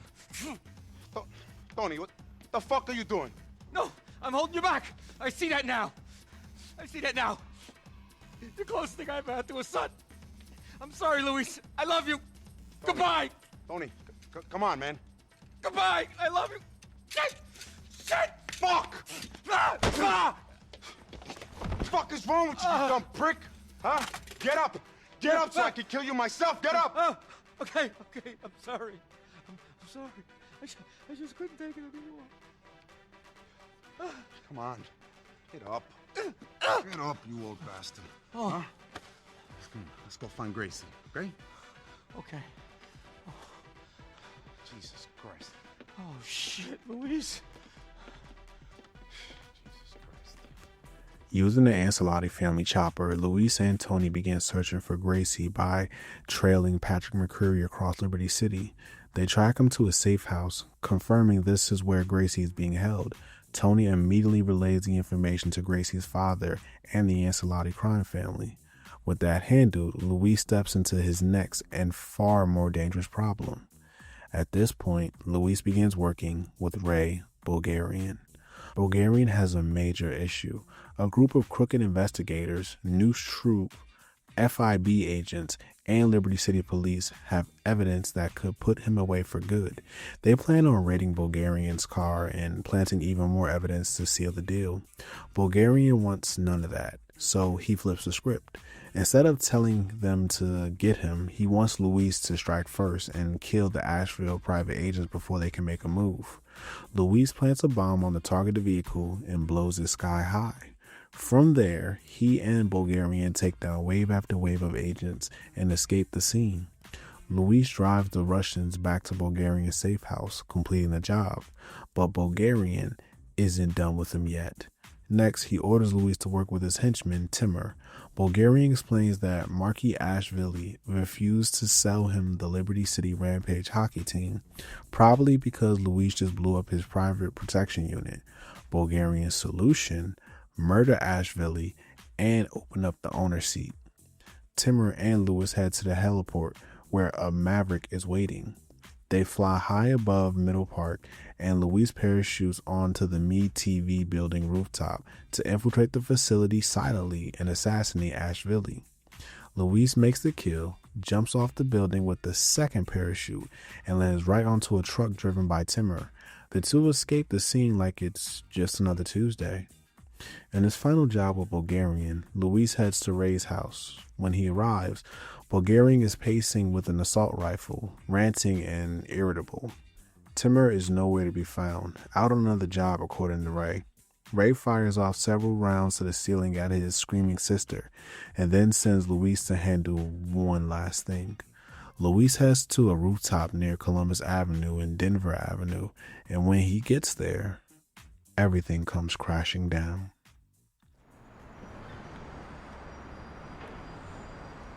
Hey. Yeah, what's up? I'm here. Yeah, okay. You're in position. Do you see a box in front of you? Yeah. Open it. Have you opened it yet? No, give me a sec. Okay, I'm here. Do you recognize that man? Shit! I believe you parted with him in a diamond deal. Yo, what the fuck? Is this the guy we bought the ice from? You colluded with him to steal from me. Yo, we just got some rocks off him, okay? Look, listen. No, you listen. I offered you an opportunity, yet you were plotting against me. Yo, I ain't know shit about those rocks. But I believe it doesn't matter. I will do everything in my considerable power to drive you and your faggot master from this earth. Goodbye. Oh, shit! Fucking great. Luis now has to fight his way out of a massive rooftop ambush. Bulgarian's men swarm the area from every direction, and Luis barely escapes with his life. Once he's finally in the clear, he immediately calls Tony and tells him everything.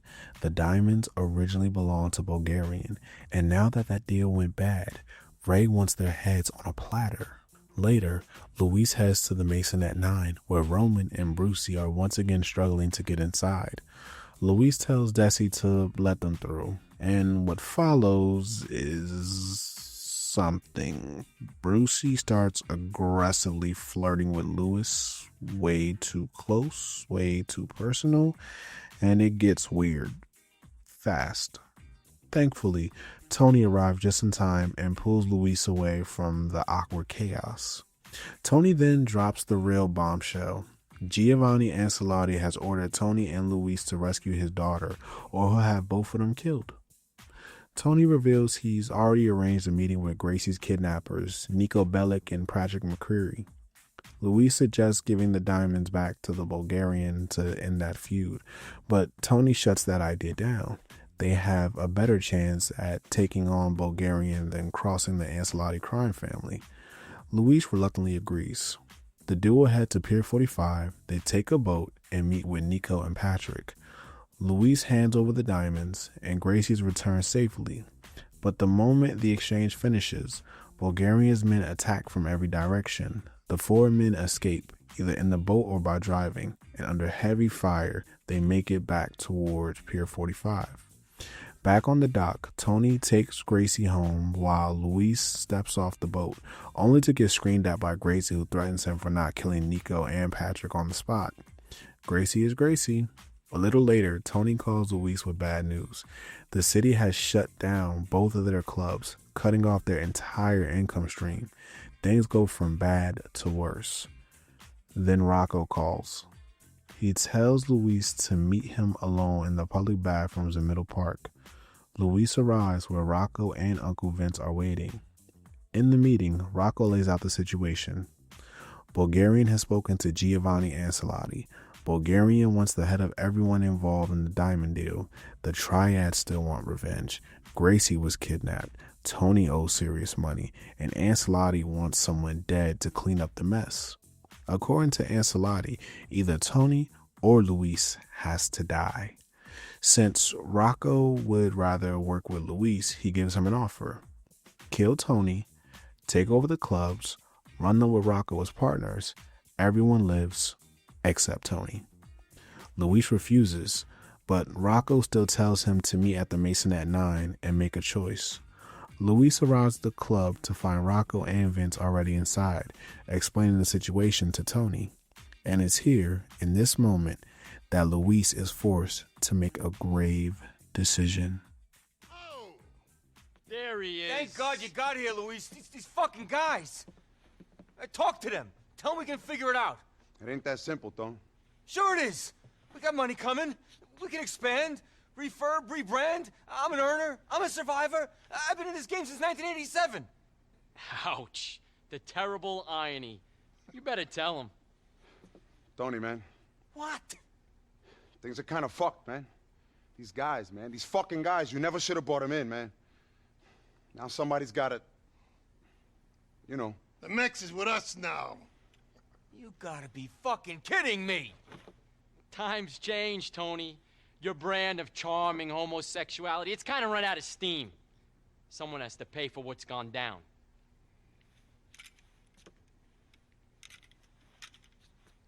Do it.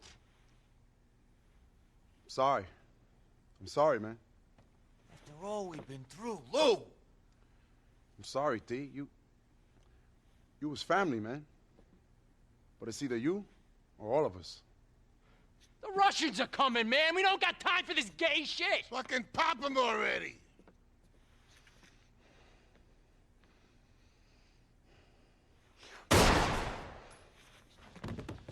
You fucking moron! Hey, I had second thoughts, man. You fucking killed yourself just then.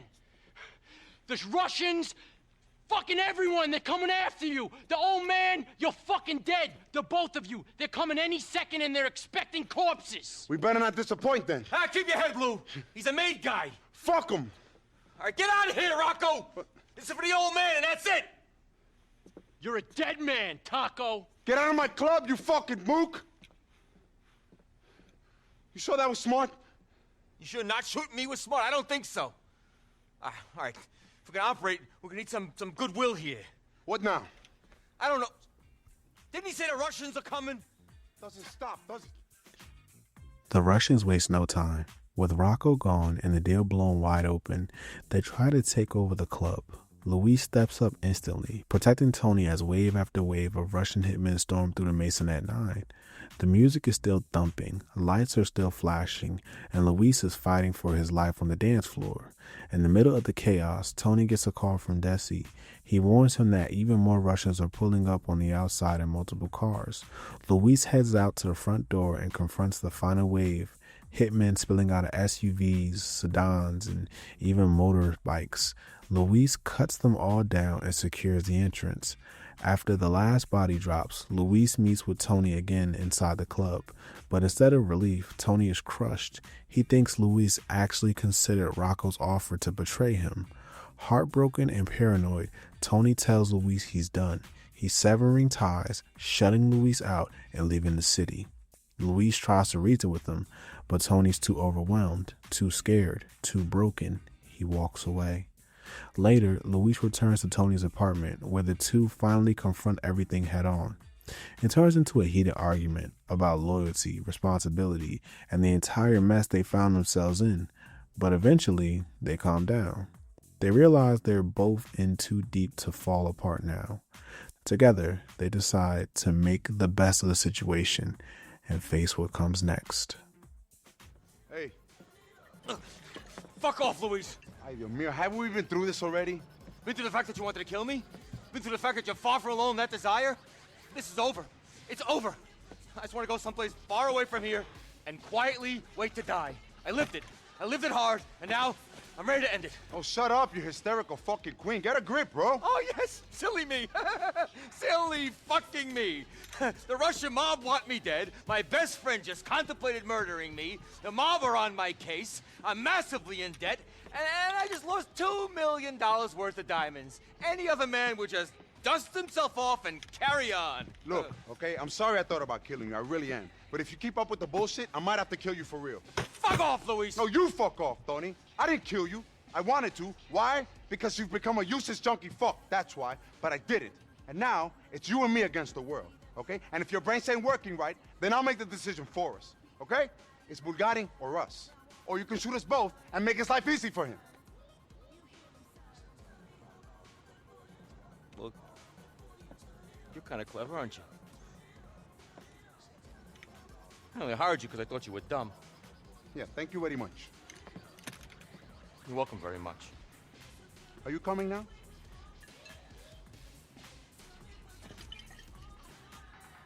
Yes, I'm coming now. Well, let's go, come. Luis and Tony drive over to Funland after Tony gets worried that Bulgarian is moving smack through Firefly Island. On the way, Luis lays out his plan with complete clarity. He's going to take out Bulgarian's entire operation, then take out Bulgarian himself, end the income source, and end the man himself. No more pain, no more running. Tony insists on riding with him, but Luis refuses. He tells Tony it's something he has to do alone. He doesn't want Tony getting killed. If Luis fails, he tells Tony to leave Liberty City and never look back. Luis also gives Tony one last request. If he doesn't make it, take care of his mother, give her some money, and tell her he loves her. Luis instructs Tony to hide out at the Monoglobe Monument in Meadows Park and wait for him there. If Luis survives, that's where they'll meet. When Luis arrives at Funland, Luis charges in like a man on a mission. He destroys the heroin stash and fights through waves of Bulgarian's men. Eventually, he comes face to face with Timur, who reveals that Bulgarian is fleeing the country on his private jet. Luis kills Timur before he can escape, rushes outside, steals a motorcycle, and speeds towards the airport. While barreling down Broker Duke's Expressway, Luis gets a call from Yusef Amir. Luis explains the situation, and Yusef offers to help him. Luis tries to turn him down, but Yusef shows up anyway, flying with the solid gold buzzard missiles ready. Luis follows Yusef, obliterates every Russian vehicle tailing him. Once they reach the airport, Yusef wishes Luis luck and peels away. Luis drives onto the runway and spots Bulgarian's jet preparing to take off. One of Bulgarian's guards opens fire from the plane door, but Luis kills him and jumps onto the aircraft before the doors close. Inside the jet, Luis fights through the remaining bodyguards until Ray Bulgarian emerges from the cockpit holding a live grenade. He threatens to pull the pin if Luis shoots, but Luis calmly tells him he'll take his chances. Luis executes Bulgarian. The grenade slips from his hand, the pin pops out, and the plane detonates in midair. Luis survives the explosion, grabs a parachute, and dives out before the jet crashes into the sea. He glides back towards Liberty City, landing near Meadows Park. At the Monoglobe, a brief cutscene plays. A homeless man rummages through a trash bin Luis accidentally knocked over. Inside the bin, he discovers the diamonds, Ray's diamonds, and walks off laughing with pure joy. A perfect ironic ending to Liberty City's most cursed item. Luis meets Tony under the Monoglobe, and the two officially make amends. Their bond is stronger than ever. Brothers, partners, survivors. Just when things start to get sentimental, Yusef arrives, pulling up in style. The three of them ride off together, closing the final chapter in the Ballad of Gay Tony.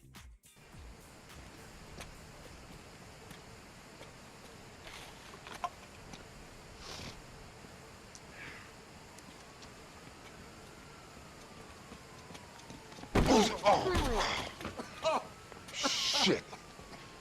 Sorry, Pops. Oh, come on, get up. Get up. You okay? Yeah, thanks. Take care of yourself, okay?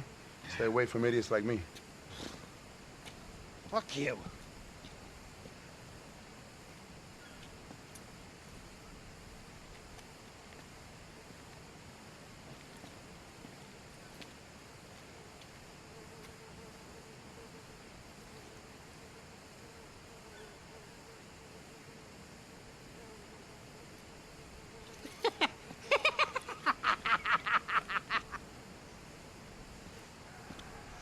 You always have to make a scene, don't you? Yeah, I know, it's a real problem with me, you know? I wish I was more like you. Subtle, shy, retiring.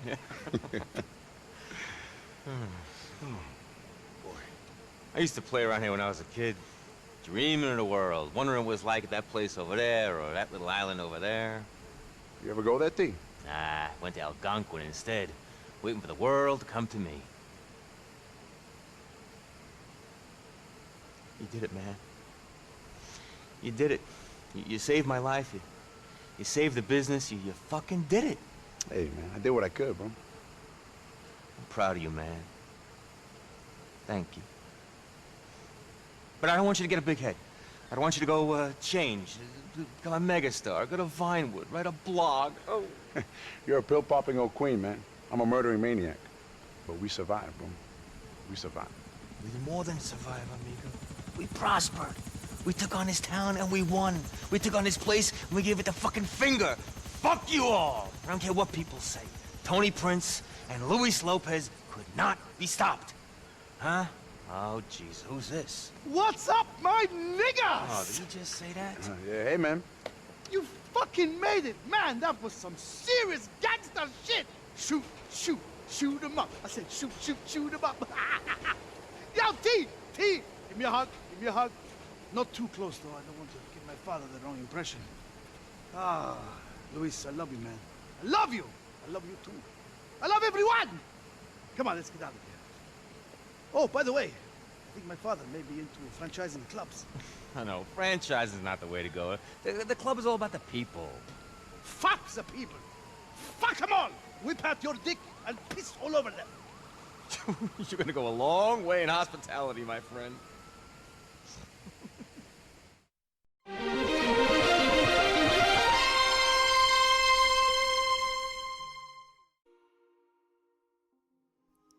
When you really break it down, The Ballad of Gay Tony isn't just a story about nightclubs, diamonds, or skydiving off skyscrapers.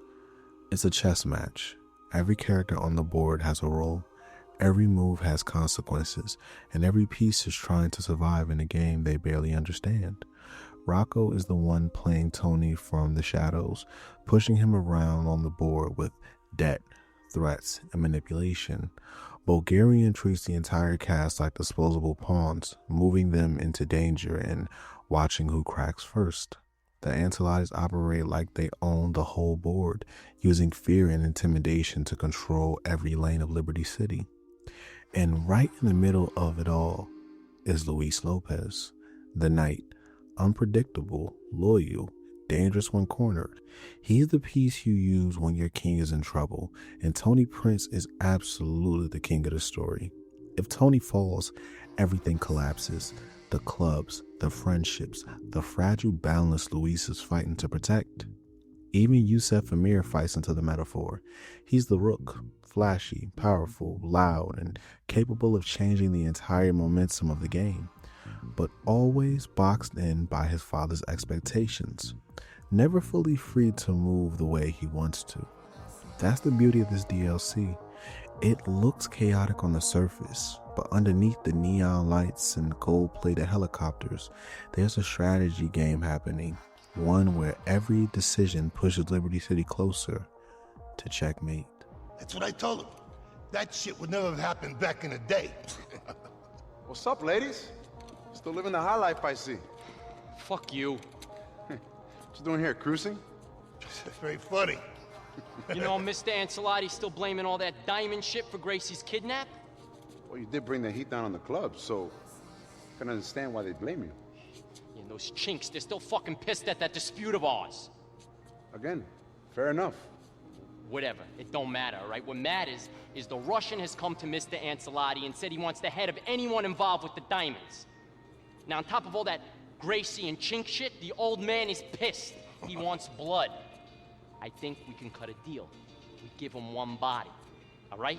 So basically, it's you or Tony. One of you has to die. Me and Vince would prefer to work with you in the clubs over the faggot, so you're lucky.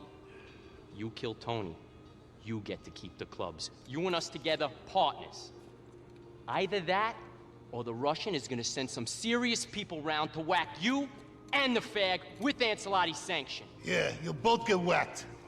You're way out of your league, kid. And you're a fucking loser hanging out with children living a fantasy life. I ain't killing Tony, but I may be about to kill you two fucks, though. Then you're a dead man. You and your family and those spick drug dealers you hang out with, you're all dead. It's your choice. It ain't our fault. Fuck you! Think about it. I'll be in touch, you fucking spick. One of the strongest themes running through the Ballad of Gay Tony is the idea of characters being split between who they are and who they want to be.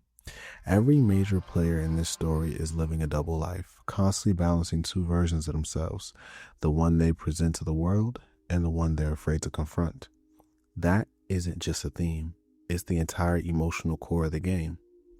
Luis Lopez is torn between who he was and who he's trying to become. He's a walking contradiction. He's the ex-street kid who now manages one of the most exclusive clubs in Liberty City. He's the ex-dealer trying to become a legitimate businessman. He's the guy who wants respect but is still trapped doing dirty work for some people who see him as muscle. His duality comes from the pressure of all sides. His old life, Armando Enrique pulling him back into the streets.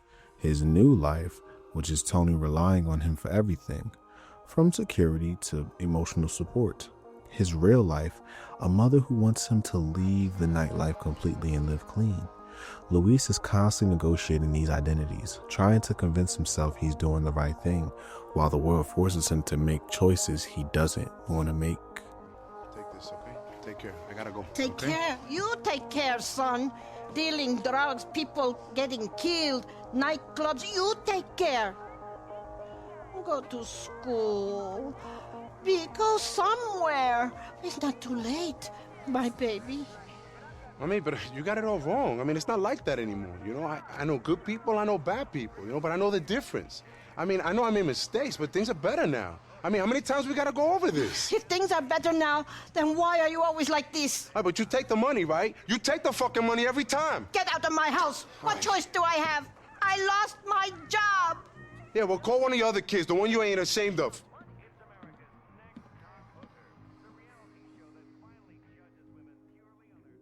Then we look at Tony Prince, the man he was versus the man he is now. Tony used to be untouchable, the nightlife king, the mastermind behind the biggest clubs in the city, the guy everyone wanted to party with. But the present Tony, he's exhausted, he's broke, he's anxious, he's addicted to pills, he's being extorted from every angle, and worst of all, he knows he's not the Tony he used to be. His duality is the tragic kind. It's the story of a man fighting to hold on to a version of himself that the city has outgrown. Luis becomes his anchor, the one person who believes there's still something worth saving. Oh, where the fuck have you been, man? Yeah, I came as soon as I could. I don't pay for as soon as I could. Sleep with half the women in Liberty City, no doubt. What's wrong with you, man? You acting like an asshole. You think I don't know that? You think I like being like this? Then what's wrong, T? I fucked up.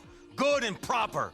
I worked Algonquin nightlife 20 years. I beat everyone. Mayors, rivals, drugs, everyone. And this time, I fucked up.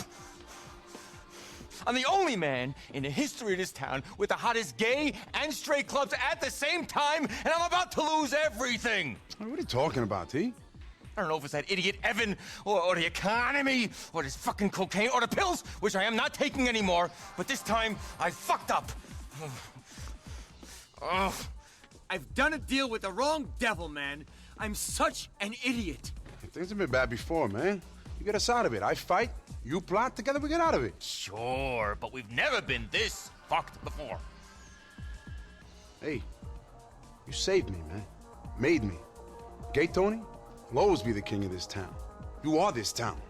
I sold the business to 2 different people, and they each think they own the lot. Man, we're fucked. So I'll go tell them they gave you the money as a present. And if they don't like it, I take them to the special VIP room at the bottom of the West River. It's gonna be very crowded in the VIP room. These are not nice people, and there's a lot of them. And right now, you and me have to go play nice with one of them so they don't start sending Rent a Goomba into the club. Fuck. It's gonna be okay, man. Yeah, whatever. And we can even look at Yusef Amir, the man he acts like versus the man his father wants him to be. Yusef's one of the most entertaining characters in GTA history. Loud, flashy, goofy, and completely unfiltered. Gold helicopters, gold guns, gold tank, and a golden personality. But beneath all the comedy, it's a painful duality. Who Yusef thinks he is, a futuristic, unstoppable, self-made billionaire playboy. Who his father wants him to be, a serious conservative businessman who follows tradition. Yusef is trying to impress Luis because Luis represents something Yusef doesn't have. Authenticity. Respect earned, not bought. His duality isn't about crime versus legitimacy. It's about freedom versus expectation. The tension between the identity he built and the identity he's supposed to inherit. Nothing wrong with me, homeboy. I'm going to build the biggest fucking building in this fucking town! The biggest. My name will go down in history. Yeah, I don't doubt that, man. What you want? Well, I heard from a friend that we can get some real hardware. Bit like the chopper, but better, partner. Better. Yeah, I don't think I can handle any more of that shit, partner. I'm talking something seriously intense. How about a mother fucking news tank? Give it up, bro. Come on. Come on! Hey, what you need a news tank for, man? What are you, crime fighting now? I want it. Come on, baby, you and me, doing our tank thing, just rolling like some Desert Storm niggas. Huh? Ooh, Chinese person. Bye-bye, nigga. You fucking ridiculous, man. Hey, man. Money, is it money? Is that money you want? Here, have it. But come on, let's go get this thing. Come on. Come on, baby, get up, come on. Let's go again. To the left. And again, A-Rap money. Come on, baby. We got A-Rap money. Yusef! Hey, oh, Papa! Hey, what are you doing here? Welcome. Welcome, Papa. This is my business associate, Mr. Luis. Mr. Luis. Ya Allah, he is the greatest technical advisor in the whole city. And this is his wife, Jaundice. Careful, motherfucker! Yes, and you know, we were just having a little creative meeting and things went a bit crazy and I somehow lost my pants. But you know, Papa, I tell you, you're looking very well, in fact. I knew how disgraceful you were, but I didn't realize quite how shameful you were. No, Papa, things are not how they look. Things do not look good, son. Don't judge a book by its cover, Father. That's what you taught me. When a book is called guns, drugs, hookers, and no pants, I think I don't need to read it. Well, Papa, you know, these people, they mean nothing to me. In fact, they're just going. Go, get out. You, Mr. Lewis, take your wife, Mrs. Lewis, and may I say, Madame, this is not a very appropriate way for a married woman to dress. I told them many times, Father, this is a disrespectful way to dress. Do they listen to me? No, never. And you, by the way, I'll text you in about 1 minute about the tank, okay? The news tank? Shh! Go! go and leave right now. And don't you dare come back without knocking first. These people are a disgrace, Papa. But I tell you, moving swiftly on, you will be very proud of my plans I want to show you for the Imperial Amir Towers. I tell you, Papa, magisterial doesn't do justice to it. These three characters don't just exist in duality. Their identities collide and connect in powerful ways. Tony sees the man Luis wants to become, and even when Luis can't see it himself, Luis sees the man Tony used to be and tries to bring that version back. Yusef sees the man he wishes he could be, confident, respected, and real. Their stories overlap because each of them is chasing a version of themselves they aren't sure they can reach. And that's what makes the Ballad of Gay Tony so compelling. It's not just guns, parties, and skydives.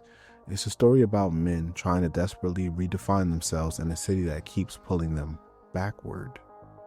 Tony Prince and Luis Lopez could not be stopped. Huh? Oh, jeez, who's this? What's up, my niggas? Oh, did you just say that? Yeah, hey, man. You fucking made it, man. That was some serious gangster shit. Shoot, shoot, shoot 'em up. I said shoot, shoot, shoot 'em up. Yo, T, give me a hug, give me a hug. Not too close, though. I don't want to give my father the wrong impression. Ah, Luis, I love you, man. I love you. I love you, too. I love everyone. Come on, let's get out of here. Oh, by the way, I think my father may be into franchising clubs. I know, franchise is not the way to go. The club is all about the people. Fuck the people. Fuck them all. Whip out your dick and piss all over them. You're gonna go a long way in hospitality, my friend. Before we talk about the wild wealth on display in the Ballad of Gay Tony, we need to rewind the clock to 2008, one of the most important years in modern American history, and the year that directly shaped this DLC world. In 2008, the U.S. economy collapsed in what became known as the Great Recession, the worst financial crisis since the Great Depression. Banks failed, housing markets imploded, millions lost their jobs, their homes, their savings. People called it a once-in-a-generation disaster, and it hit everyday citizens faster than anyone at the top was willing to admit. The U.S. government eventually stepped in with a massive intervention, the $700 billion bank bailout. The idea was to stabilize the financial system and prevent total collapse. Whether you were here for it or against it, one thing was clear. The elite survived. Everyone else suffered. It's the most urgent financial crisis facing the new administration. Despite hundreds of billions of dollars in bailout funds, the country's biggest banks are still bleeding losses. We're at the beginning of this process of repairing the system, not close to the end of that process, and it's going to require much more substantial action on a very dramatic scale. Bank stocks have plunged. Look at two of the country's largest. Citigroup, which lost more than $8 billion last quarter, has seen its stock price plummet 85% over the past year. Bank of America, which has received $45 billion in bailout funds, has fallen 82%. Most people now are of the opinion that the banking sector will owe eventually $3.3 trillion. And this is a huge amount of money. As the recession deepens, delinquencies on mortgages, credit cards, and car loans are soaring. For a while, it was the banking system dragging down the economy. Now it's almost like the economy dragging down the banking system. And there were more bad numbers today. United Airlines announced another 1,000 job cuts, and eBay announced a decline in revenue for the first time this decade. Economists say the Obama administration needs to move quickly to get its massive economic stimulus package passed to stop the downward spiral. Even with the, say, $825 billion fiscal package, we think the unemployment rate will go up to 9.5%. So it's going to get worse before it gets better. President Obama is working on a comprehensive bank rescue package, according to Timothy Geithner. The nominee for Treasury Secretary did not give any specifics, but said it will be unveiled within the next few weeks. Katie? Anthony Mason. Thank you, Anthony. That moment in real life sits directly underneath the world Rockstar built in the Ballad of Gay Tony. Liberty City is still recovering from that collapse, and you see it everywhere. In the dialogue, the characters, the way the nightlife operates, even in the missions themselves. Tony represents the people who didn't get saved by the bailout. He's drowning in debt, losing money, losing control, and trying to hold on to the image of success he built in the 90s. To the city, he still looks wealthy. To himself, he's falling apart. This is why this line hits so hard. We should all be getting anxious. Nightclub business is going to shit. Forget the banks. We're the ones who need enough bailout. That shit lefty. This isn't just a joke. It's a commentary. Tony is the face of every small business owner crushed underneath the recession while mega banks received lifelines. He's living in a world where VIP sections are losing customers, investors are pulling out, criminals are circling him like sharks, and the entire nightlife scene is built on borrowed money and borrowed time. Tony is the illusion of wealth, shiny on the outside, collapsing on the inside. You just can't be looking like you came from selling dope on the corner. You said that like it's a bad thing. Tony, what do you think? Desi wouldn't let me get dressed like that, huh? See what I mean? Come to think of it, Lou, what the fuck are you wearing, huh? What? Go home and take a bath. Do nothing else. Put on some clothes, huh? Yeah, I had a complicated day, okay? All right, so take some time off. The girls in there could use a night off, too. Cuídate. Bye-bye, gentlemen. On the other end of the spectrum is someone like Luis's mother, the everyday worker whose life was completely disrupted by the recession. She lost her job. She lost our financial security. She lost her stability. And she turned to loan sharks just to keep her life together. A real, grounded, painful reflection of the families who struggled through 2008. For her, there were no bailouts, no safety nets, no second chances. She had to survive however she could, even if that meant doing something dangerous like using loan sharks for her bills. And that pressure falls directly on Luis. It becomes part of his identity and his struggle. I mean, how many times we gotta go over this? If things are better now, then why are you always like this? But you take the money, right? You take the fucking money every time. Get out of my house. What choice do I have? I lost my job. Then you have Yusef, the extreme opposite of Tony and Luis's mother. Yusef represents the people who weren't touched by the recession at all. The ones who still had money, still had access, still had luxury. And in many cases, lived even bigger during economic collapse. Gold helicopters, gold guns, gold tank, gold everything. Yusef's world is the fantasy of excess. And in the context of 2008, it becomes commentary. Even when the world collapses, the ultra-rich stay rich. They build more while others lose everything. They live louder while others can barely pay rent. They treat recessions as inconveniences while everyone else treats them like catastrophes. Yusef isn't a villain, but he's a reminder. Not everyone plays by the same financial rules. I love this song. You know this song? Oh, yeah. Hey, rap buddy. Hey, you don't dance? Now with dudes, bro. You see this city? I run it. I run everything. I'll show everyone. I mean, look at this shit here. This is a gold phone. Solid. Beat that, daddy-o. Wow, great, man. That's great. Well, moving in the desert playing golf. Oh, Jay, Star City with a Louis Scott. This DLC paints a surreal but accurate picture of economic inequality. Tony, his wealth is collapsing. Luis's mother, his working class devastation. Yusef, is wealth inflating. And right in the middle of it all is the nightlife. A world built on escapism, credit cards, and fake wealth. People partying their lives away while the economy burns in the background. It's fictional, but it feels uncomfortably real when you look at it from what happened in America at the time. That's the genius of the Ballad of Gay Tony. Rockstar wraps serious economic commentary inside gold helicopters, explosive missions, and neon-lit dance floors. It's the recession, but with bottle service. History of this town with the hottest gay and straight clubs at the same time, and I'm about to lose everything. What are you talking about, T? I don't know if it's that idiot Evan, or the economy, or this fucking cocaine, or the pills, which I am not taking anymore, but this time I fucked up. If there's one thing the Ballad of Gay Tony makes crystal clear, it's that Liberty City isn't run by laws, morals, or justice. It's run by corruption. Pure, unapologetic corruption. And just like we talked about in the chess metaphor earlier, every piece on the board is cheating to stay in the game. There's no clean faction in this DLC. None. The cops are dirty. The government agencies are dirty. The mafia is dirty. The celebrities are dirty. Even the club industry, the place people go to forget about the world, is built on lies, debt, addiction, and manipulation. Rockstar didn't just sprinkle corruption across this world.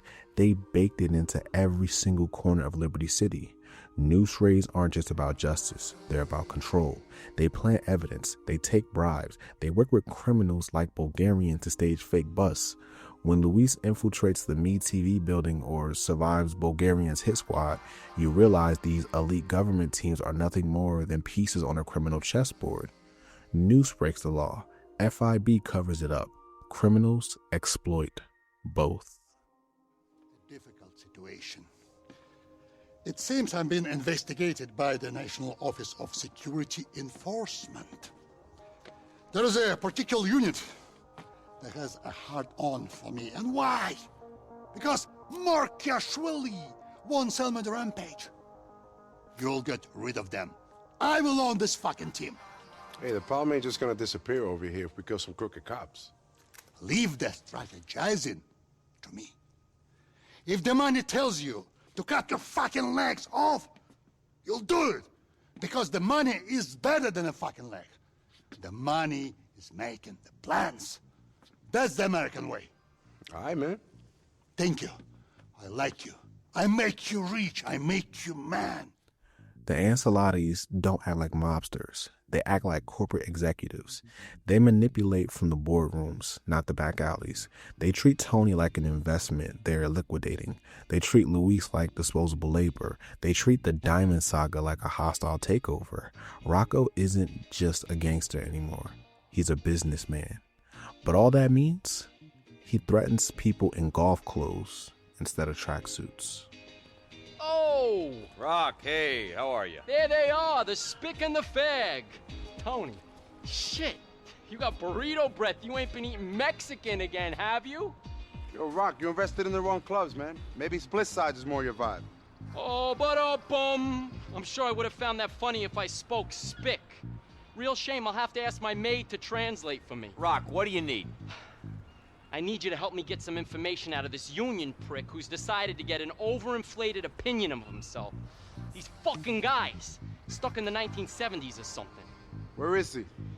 He's right down there. Fuck! You fucking missed me, you fucking prick. Oh! Big man! Yeah, you missed me. I'm gonna get down there and go talk to him.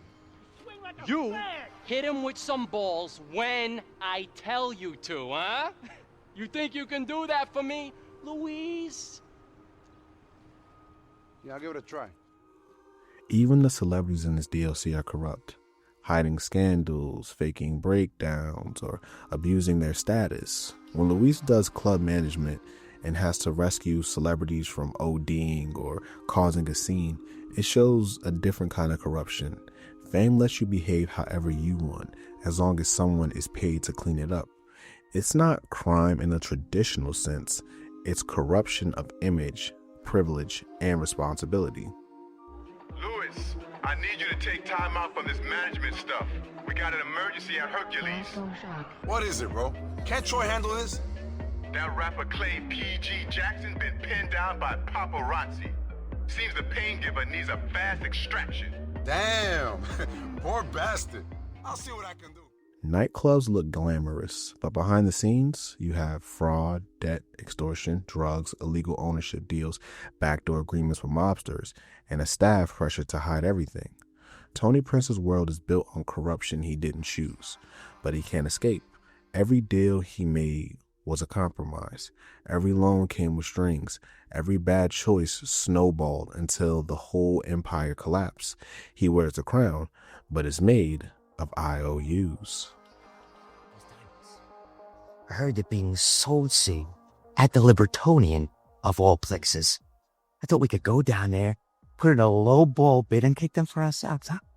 Nice. So let's go. Ah, exactly. Mwah. Okay. So, oh.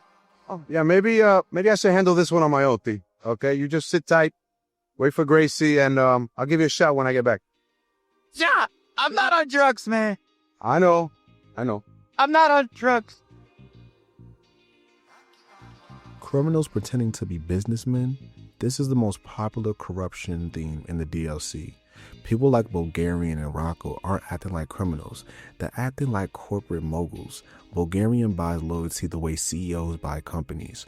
Rocco manipulates financial debt the way lenders manipulate mortgages. The mafia treats ownership papers like weapons. Everyone pretends to be legitimate, but all legitimacy is fake. This corruption is disguised as professionalism. Gentlemen, my name is Tony Prince. Hope you're enjoying yourselves. Wait, Bulgarian. Tell me, where are the women? Well, they're everywhere. It's that one over there is a TV starlet. That one there is a model. And that one there, I don't know, but I believe you just signed on with the Derriere campaign. How much? To fuck I mean? No. They're not hookers. It's just not that kind of club. Everywhere is that kind of club. You just need to know how much to pay. Yeah, but hell, listen. Can I buy you a gentleman a drink? Cindy, come here. Take care of Mr. Bulgarin here. It's good to meet you. Please come back. Enjoy your night. My right-hand man, Luis, will take care of you. Black Michelle. Thank you. So, gentlemen, more grease? Yes, please. Let's go. So how's it going, gentlemen? The faggot is the boss? Sure. Must make for funny times at Rockstar. Hysterical. Where does the coke come from in this place? I don't know about that shit, man. I just make sure people don't get killed. How very boring. I prefer it when they do. Hey, you should come back on a busier night then. Normally it's wall-to-wall corpses by midnight. Yo, I must. Faggot, not so much. Hey, gentlemen, thank you. Luis, we gotta go. Good night. In chess, corruption isn't about breaking the rules. It's about bending the board until the opponent can't move. And that's exactly what every faction in the Ballad of Gay Tony does. Rocco bends the board by controlling Tony through debt. Bulgarian bends the board by controlling the police. The Ancelottis bend the board by controlling the economy. Noose and FIB bend the board by controlling the law. Celebrities bend the board by controlling public image. Look at the Celebinator, for example. Tony bends the board by just trying to stay alive. Luis is the only one trying to play fair, and he's punished for it at every turn. Corruption is the invisible hand playing all sides. It is the true king of Liberty City. Everyone else, just pieces trying not to get knocked over. Do it. Sorry. I'm sorry, man. After all we've been through, Lou! I'm sorry, T. You was family, man. But it's either you or all of us. The Russians are coming, man. We don't got time for this gay shit. Fucking pop them already.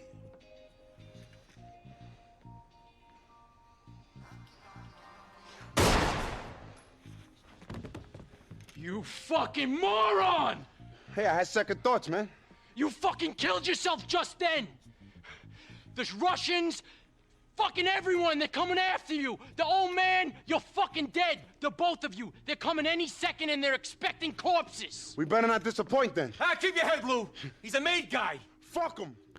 If there's one thing that sits right at the heart of the Ballad of Gay Tony, it's escapism. Every character, every club, every glowing light in Liberty City is running from something. They're not just celebrating life, they're hiding from it. The entire nightlife lifestyle in this game is built on the idea that if you can dance hard enough, drink enough, and get high enough, or stay loud enough, maybe your reality won't catch up to you. And in this DLC, everyone is escaping something. Tony Prince is escaping failure, just one party at a time. Tony isn't partying because he wants to. He's partying because he needs to. His clubs are falling apart. His debts are piling up. His enemies are circling him. His mental health is collapsing. So what does he do? He hosts another party. He swallows another pill. He takes another shot. He surrounds himself with strangers who make him feel like he hasn't already lost. There's a devastating moment that captures this perfectly. Tony is passed out in his own home while random people do drugs on his furniture. He's the king of nightlife, surrounded by people using him for a place to party. He's unconscious in his own kingdom. And when Luis walks in, He doesn't yell, he doesn't judge. He lifts Tony up, washes his face, cleans him off, and gets him functional again. Because even if Tony uses the night to escape reality, Luis is the one who always has to bring him back. Tony, where's Tony? He's over there. Oh, yeah, he passed out again. Guy's a fucking mess, Luis. Holding you back. He holds everyone back. Oh, he doesn't. Get up. No. Come on, Yeah. get up. Get up, you has-been, no good 1980s throwback relapse junkie fag! What's wrong with you, Tony? Get up, baby. Oh, ladies and gentlemen, more shots! Oh, hey, what guys? What's going on? You tell me, boss. What's going on? What? Huh? Why'd you call? I don't know. Because of that thing, T? Come on, that sparkly thing. Wake up, you junkie fag! Oh, right, that thing, that shit, right, that thing. Okay, all right, Luis, all right, we gotta go. All right, ladies, have some fun. Try to keep your septums all in one piece, huh? Oh, Jesus, man. I feel like a camel shot in my mouth. Oh, well, it wasn't fun. Luis escapes too, just in a different way. Luis doesn't use pills or alcohol. He uses work as his escape. Chaos becomes his distraction.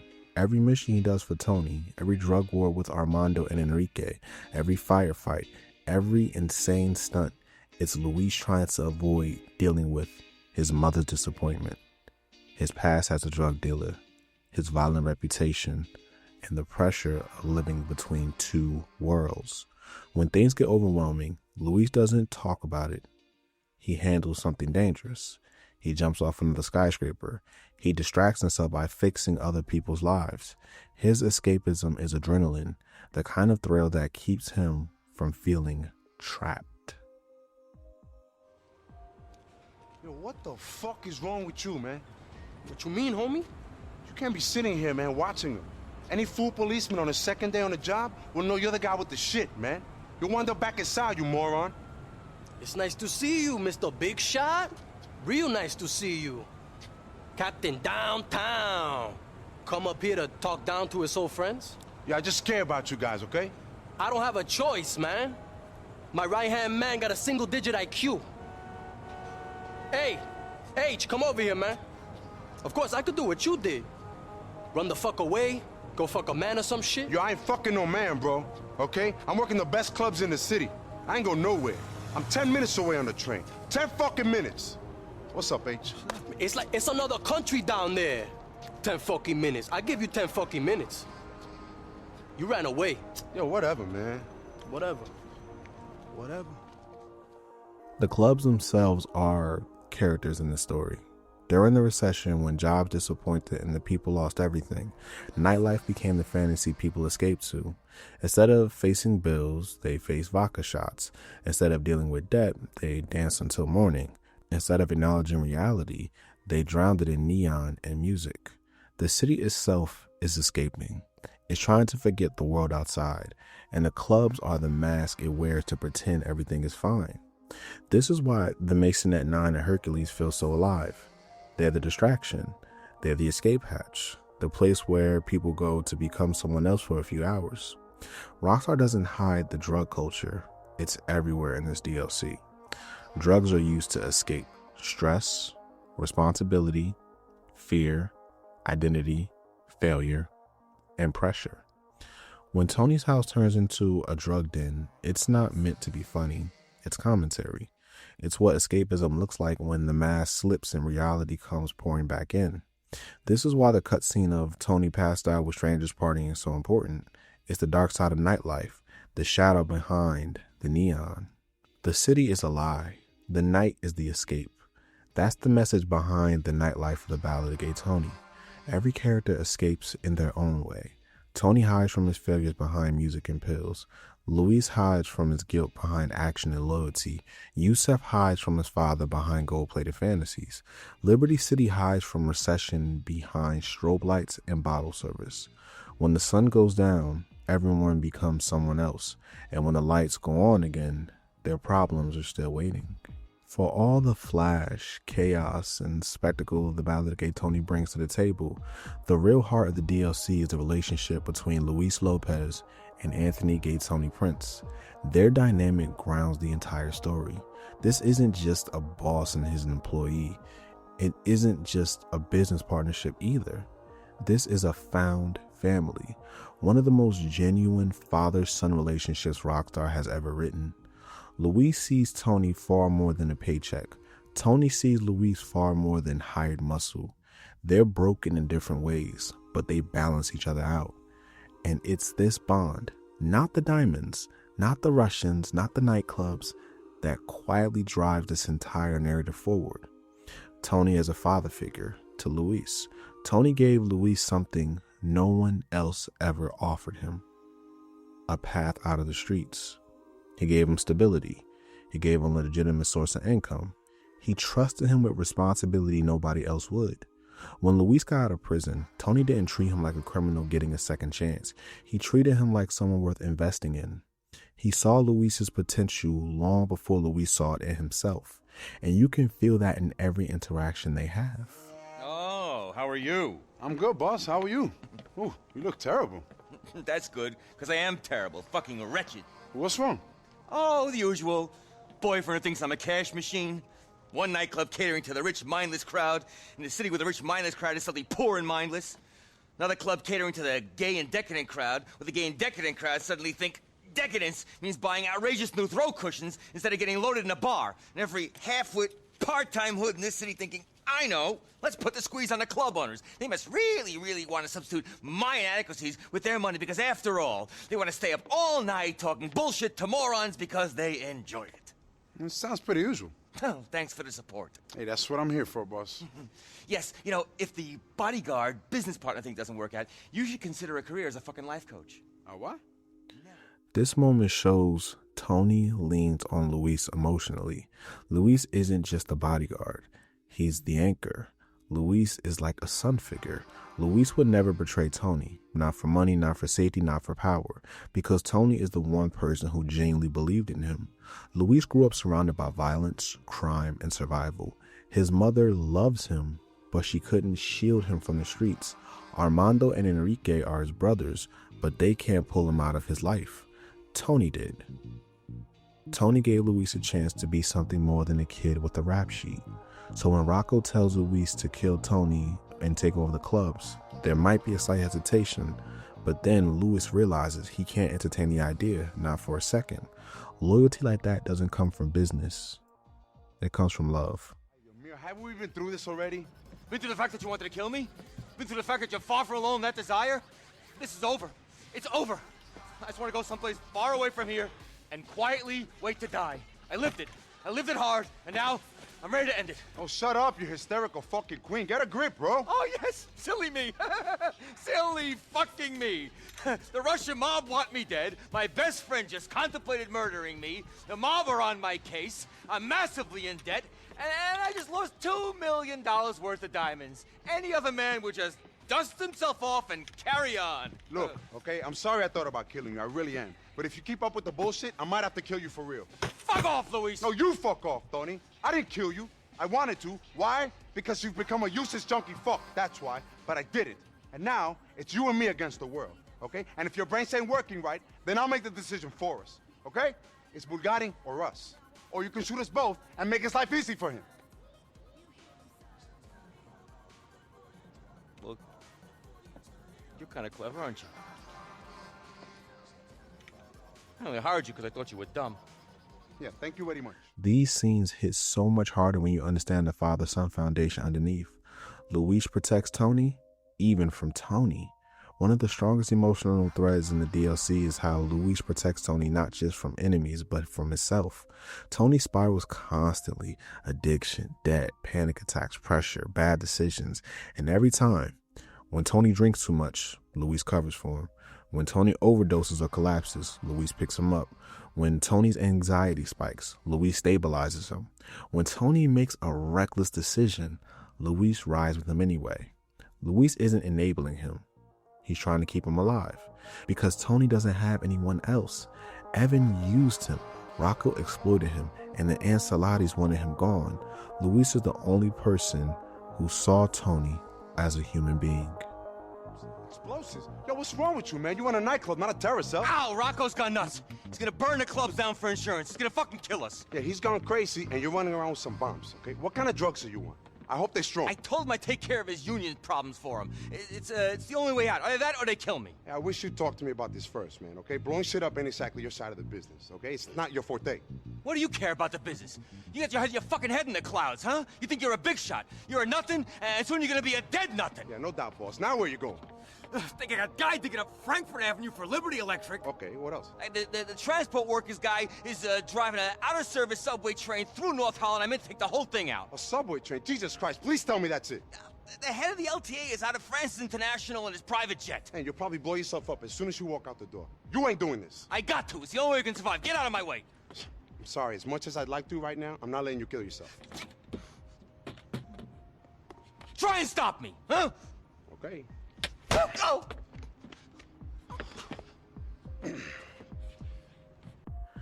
This is Luis acting like the guardian Tony never admitted he needed. Tony looks at Luis like a son in a way. What makes their bond so strong is it goes both ways. Tony doesn't just rely on Luis. He genuinely cares about him. Tony constantly worries about Luis's safety. He apologizes when he screws up. He vents to him. He trusts him with his life. He treats him with a level of love and vulnerability he doesn't show anyone else. And the moment in desperate time when Tony thinks Luis turned on him, he isn't angry. He's heartbroken. When the misunderstanding clears, Tony doesn't hold a grudge. He doesn't blame him. He wants Luis to escape the city with him to live. That's not business. That's family. Everything about the ending reinforces their relationship. Luis tells Tony, don't come with him, don't die for him, don't throw your life away. Luis is ready to take on the Bulgarian alone, even ready to die, but he refuses to let Tony sacrifice himself. Tony hides at the monoglobe, terrified and waiting until Luis walks up alive. That reunion says everything without needing dialogue. It's quiet, emotional, and one of the most honest moments in the entire GTA 4 era. I used to play around here when I was a kid, dreaming of the world, wondering what it was like at that place over there or that little island over there. You ever go there, T? Nah, went to Algonquin instead, waiting for the world to come to me. You did it, man. You did it. You saved my life. You saved the business. You fucking did it. Hey, man, I did what I could, bro. I'm proud of you, man. Thank you. But I don't want you to get a big head. I don't want you to go change, become a megastar, go to Vinewood, write a blog. Oh. You're a pill-popping old queen, man. I'm a murdering maniac. But we survived, bro. We survived. We more than survived, amigo. We prospered. We took on this town and we won. We took on this place and we gave it the fucking finger. Fuck you all! I don't care what people say. Tony Prince and Luis Lopez could not be stopped. Now, here are a few questions you might ask about the story. Why Luis could never turn on Tony? Well, that's because Tony is the first person who treated him more than a criminal and gave him a real opportunity, helped him evolve, offered him stability, stood by him without judgment, believed him when no one else did. Tony is messy, flawed, and chaotic, but he is Luis's person, the one constant, the one mentor, the one flawed father figure Luis will protect at all costs. This is why Rocco never stood a chance. Luis takes on Bulgarian armies alone. Luis sacrifices himself over and over again. His loyalty isn't gameplay flavor. It's the heart of the entire DLC. While their relationship matters to the story, because without Luis and Tony, the Ballad of Gay Tony would just be a flashy GTA expansion filled with gold helicopters and wild missions. Instead, it becomes something deeper. A story about a found family. A story about loyalty and honor. A story about protecting the people who saved you. A story about two broken men trying to survive Liberty City together. Luis isn't just saving Tony. Tony isn't just guiding Luis. They're keeping each other alive. Where have you been? I got here as soon as I could, bro. Oh, man, Louise Gracie. Louise Gracie. What about Gracie? They got Gracie. She's gone. Evan's dead. Now Gracie. Fuck Evan. Who's got Gracie? I don't know. What are you talking about, bro? Where is she? Some guy's at war with her father, I guess. I don't know. Hey, Gracie's pretty tough. She's a princess. She's a tough princess. They fucking hurt her. Yeah, they'll have you, me, and my family to deal with. You never liked her. You never did. You never liked anyone. That's not true. I like her. No, you didn't. She's my favorite go-kart. Oh, and what makes you so good, huh? If it wasn't for me, you'd be selling dime bags on a street corner. I made you. Yeah, and she never made you into a junkie, okay? I mean, she's not a bad person. Okay, she's not a murdering, greedy psychopath like me. She's so hard. You know, if you can get past the accent, okay? But she made you into a useless old queen to act out on blowing pills to notice his business is going to shit. Oh, here we go, huh? Here we fucking go, huh? Oh, I see it in your eyes. You're embarrassing me. You see me and think, oh, this is it. This is the moment to put me down. This is the moment when the apprentice takes over, huh? Oh, man. You think I'm done? You're not so fucking tough, Luis. And you're not so smart, you dumb junkie. Fuck. Yeah, fuck you, Luis. Come on, Tony. Chill out. Oh, no, you're right. You're right. You're not the one with the problem. I am. Tony, what the fuck are you doing? No, I'm holding you back. I see that now. I see that now. The closest thing I've had to a son. I'm sorry, Luis. I love you. Goodbye. Tony, come on, man. Goodbye. I love you. Shit. Shit. Fuck. Fuck is wrong with you, you dumb prick? Huh? Get up. Get up so I can kill you myself. Get up. Okay. I'm sorry. I'm sorry. I just couldn't take it anymore. Come on. Get up. Get up, you old bastard. Huh? Let's go find Gracie, okay? Okay.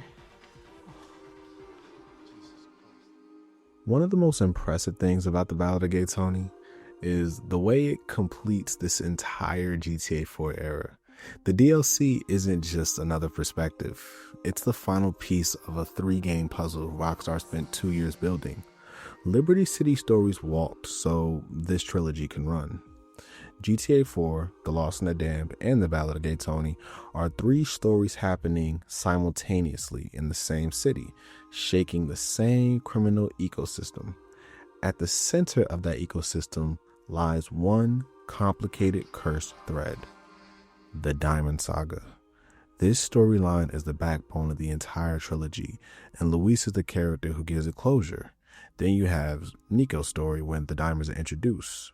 In GTA 4, Nico gets dragged into a world of mob politics and double crosses. The diamonds first appeared during the infamous museum deal, a chaotic shootout that felt random at the time. But from Nico's perspective, the diamonds were just another job. He never knew who they belonged to. He never knew where they came from. He never understood just how far the influence spread. At the time, players didn't know that 2 other protagonists were fighting over the same diamonds for completely different reasons. For Johnny Clebbers in The Lost MC, the diamonds were stolen. Then The Lost and the Damned drops, and suddenly the diamonds appear again, but from a biker perspective. Johnny and The Lost MC steal the diamonds from Gay Tony. They ambush the deal. They kill Evan. They set off a destructive chain reaction that spirals into tragedy for everyone involved. For Johnny, the diamonds become the symbol of his gang's collapse, greed, and betrayal. Billy Gray's madness is the internal decay of the Lost MC. But even in Johnny's story, the diamonds never find closure. They just vanish into the chaos. Luis's story is the missing perspective. This is where the Ballad of Gay Tony finally steps in, not to introduce the diamonds, not to steal them again, but to explain everything the other stories left unresolved. Luis is the only protagonist who interacts with the diamonds at the beginning, returns them to the middle, and sees them through to the end. He's the connective tissue between all 3 games. Luis's perspective finally reveals how the diamonds got to Gracie Ancelotti's kidnapping, why a Bulgarian is hunting Luis, why the museum deal erupted the way it did, who pistol whipped Maury's guy and took the bag, and who ultimately ends up with the diamonds. This is the kind of storytelling Rockstar had never attempted before. Parallel narratives that form a single, complete picture only when you play all 3 games. When Luis crashes the museum deal in Not So Fast, it's the moment the trilogy finally syncs up. 3 protagonists, 3 perspectives, 1 moment. Just like the Jackie Brown style storytelling I talked about in The Lost and the Damned. For the first time, players see the full 360. Nico entering from the front, Johnny causing trouble from the shadows, Luis crashing through the skylight, the mob firing from every angle. It took 3 games to show the complete version of that one scene.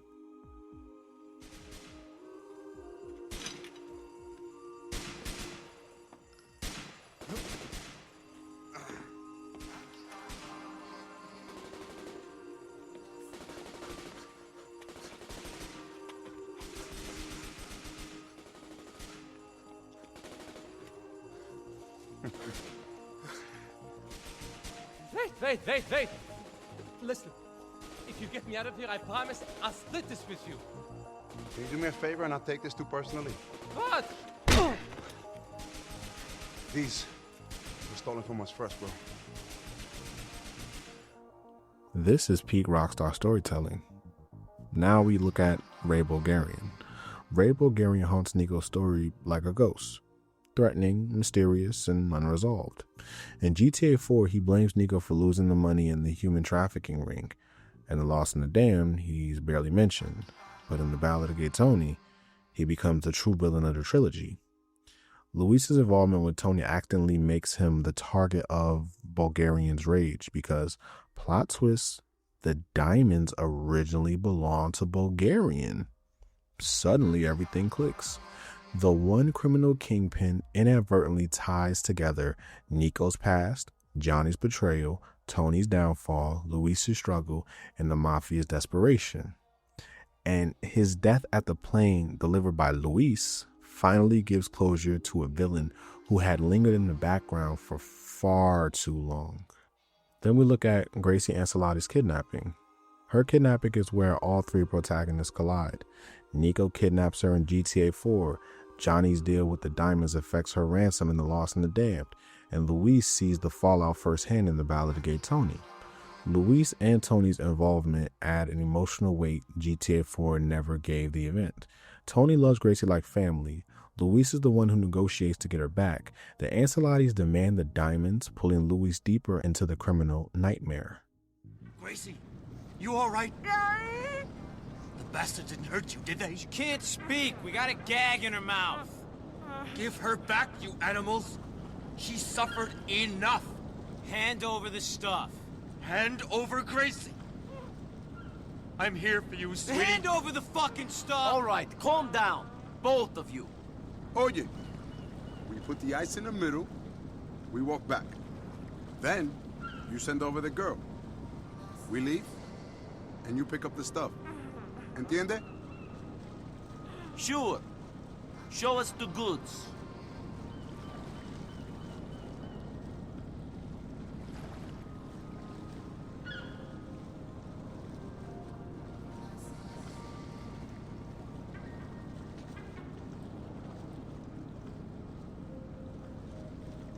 Come back to me, honey. Let her go.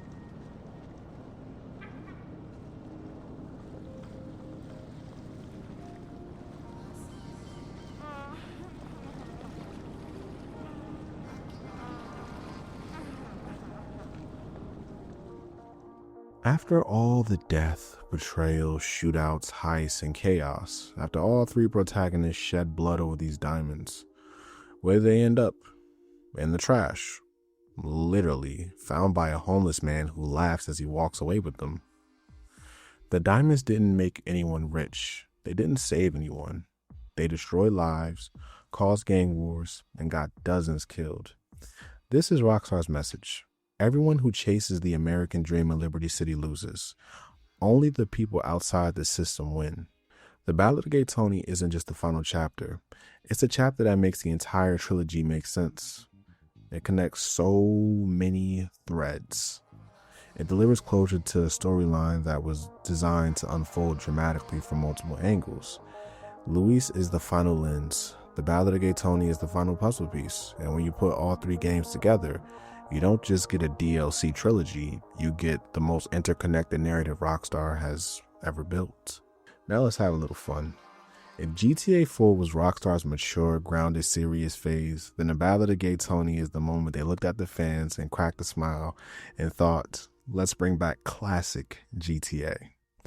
This DLC feels like a love letter to everyone who grew up on the PS2 trilogy, Vice City, San Andreas, and even the wild energy of GTA 3.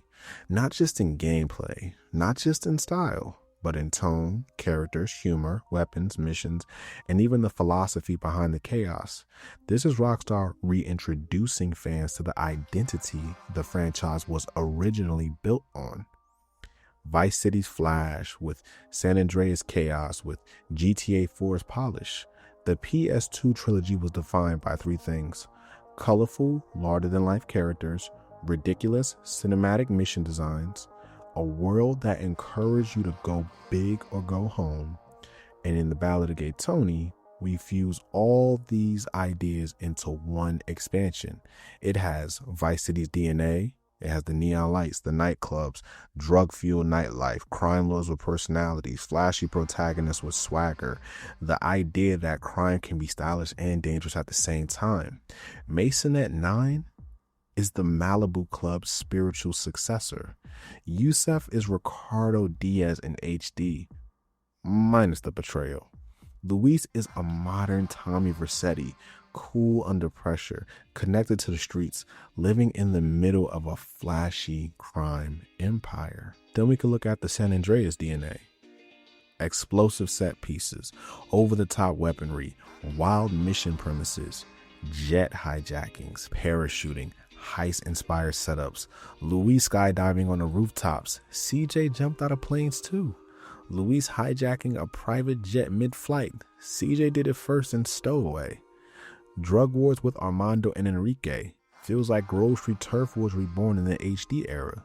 Luis isn't CJ, but he takes CJ's best qualities. Loyalty, street intelligence, humor, the ability to move through different social worlds, a desire for something better than the streets he grew up in. And yes, Luis even gets some hot coffee.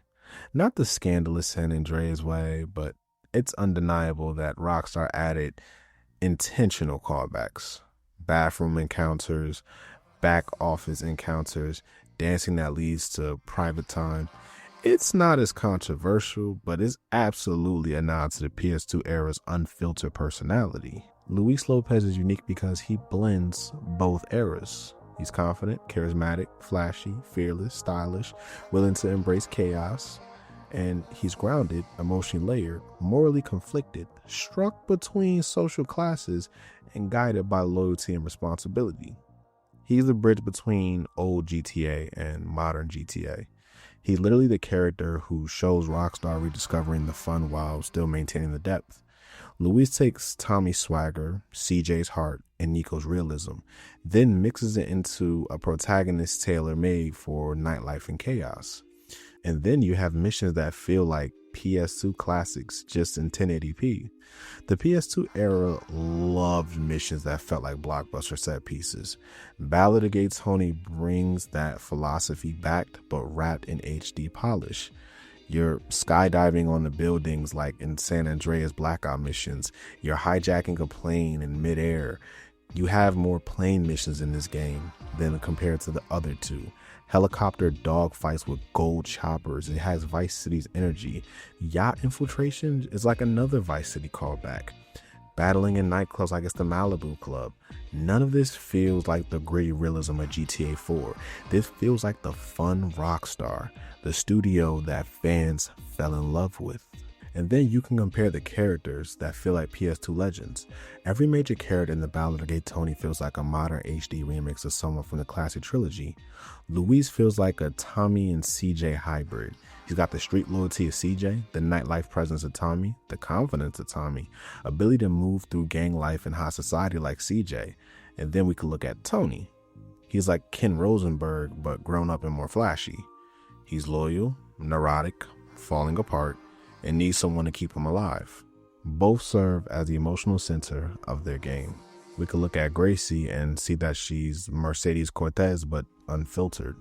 She's got rich girl energy. She's connected to important families, attracted to the protagonist, loud, chaotic, and unpredictable.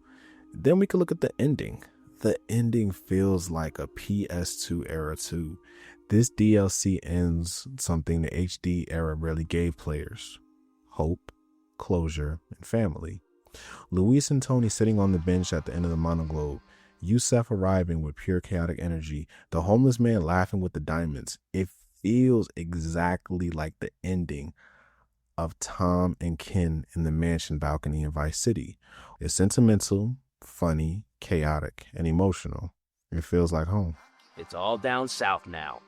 Wait, does that mean what I think it means? Tommy, baby! What do you think it means? That we're in charge. I mean, that you're in charge. Oh, Tommy! You know, Ken, I think this could be the beginning of a beautiful business relationship. After all, you're a conniving, backstabbing two-bit thief, and I'm a convicted psychotic killer and drug dealer. I know. Ain't it just beautiful, Raul? You always have to make a scene, don't you? Yeah, I know, it's a real problem with me, you know? I wish I was more like you. Subtle, shy, retiring.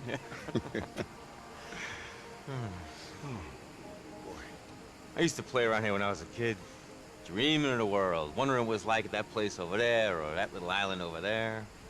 You ever go there, T? Nah, went to Algonquin instead, waiting for the world to come to me. You did it, man. You did it. You saved my life. You saved the business. You fucking did it. Hey, man, I did what I could, bro. I'm proud of you, man. Thank you. But I don't want you to get a big head. I don't want you to go change, become a megastar, go to Vinewood, write a blog. Oh. You're a pill-popping old queen, man. I'm a murdering maniac. But we survived, bro. We survived. So I asked you, I thought about when I was making this video and wondering why Ballad of Gay Tony is truly a love letter to fans. And it's because as DLC remembers, GTA used to be fun. It used to be colorful. It used to be wild and reckless. It used to have unforgettable characters. It used to embrace chaos proudly. Rockstar didn't just make a DLC. They made a celebration of everything that made Grand Theft Auto Grand Theft Auto. Vice City's personality, San Andreas' scale, and GTA 4's polish, all wrapped in one final explosive goodbye to Liberty City. The Ballad of Gay Tony is more than a story. It's more than a finale. It's more than a DLC. It's Rockstar listening to fans, giving them what they fell in love with, and they brought it back one more time. Now, let's get into the character analysis. Like in my Lost and Dan video, I won't be talking about returning characters as much. Maybe about just one of them, I think. We're going to start with Luis Fernando Lopez. He is the anchor that keeps the Ballad of Gay Tony grounded. He is the rare GTA protagonist who lives with one foot in two different worlds, the club lights and the street lights. He was raised in Northwood, shaped by poverty, abandonment, and the weight of responsibility. Luis grew up fast and hard. He wasn't born into power like some GTA characters. He fought his way through it. Every scar, every arrest, every choice he made before meeting Tony was about survival. Survival for himself, his mother, and even his siblings. When Luis tells a story of shooting a teacher who felt up his sister Lita when he was only 17, it doesn't read like a crime. It reads like instinct. It shows who he truly is at his core, a protector, someone who carries the consequences of his loyalty even when nobody thanks him for it. And that protector identity defines everything that follows in his life. Yeah, I think maybe you're taking the tough love thing a little too far, man. I mean, I got sent to juvie when I was 17 years old for shooting a teacher who felt up my sister. They tried the tough love thing with me. It didn't fucking work too well. So maybe try a different fucking approach. By the time Luis meets Tony in 2005, his life is on a dangerous trajectory, cycling between juvie, prison, and the streets with Armando and Enrique. Tony doesn't just give him a job. He gives Luis an identity that isn't tied to crime, violence, or survival. He teaches him professionalism, introduces him to legitimate businesses, trusts him with responsibility, and raises him up in a world far outside of Northwood. And Luis gives Tony something in return: stability, emotional grounding, and protection. Luis becomes the only person in Tony's orbit who genuinely cares about his well-being. And while Luis still loves Armando and Enrique, he can't go back to that life.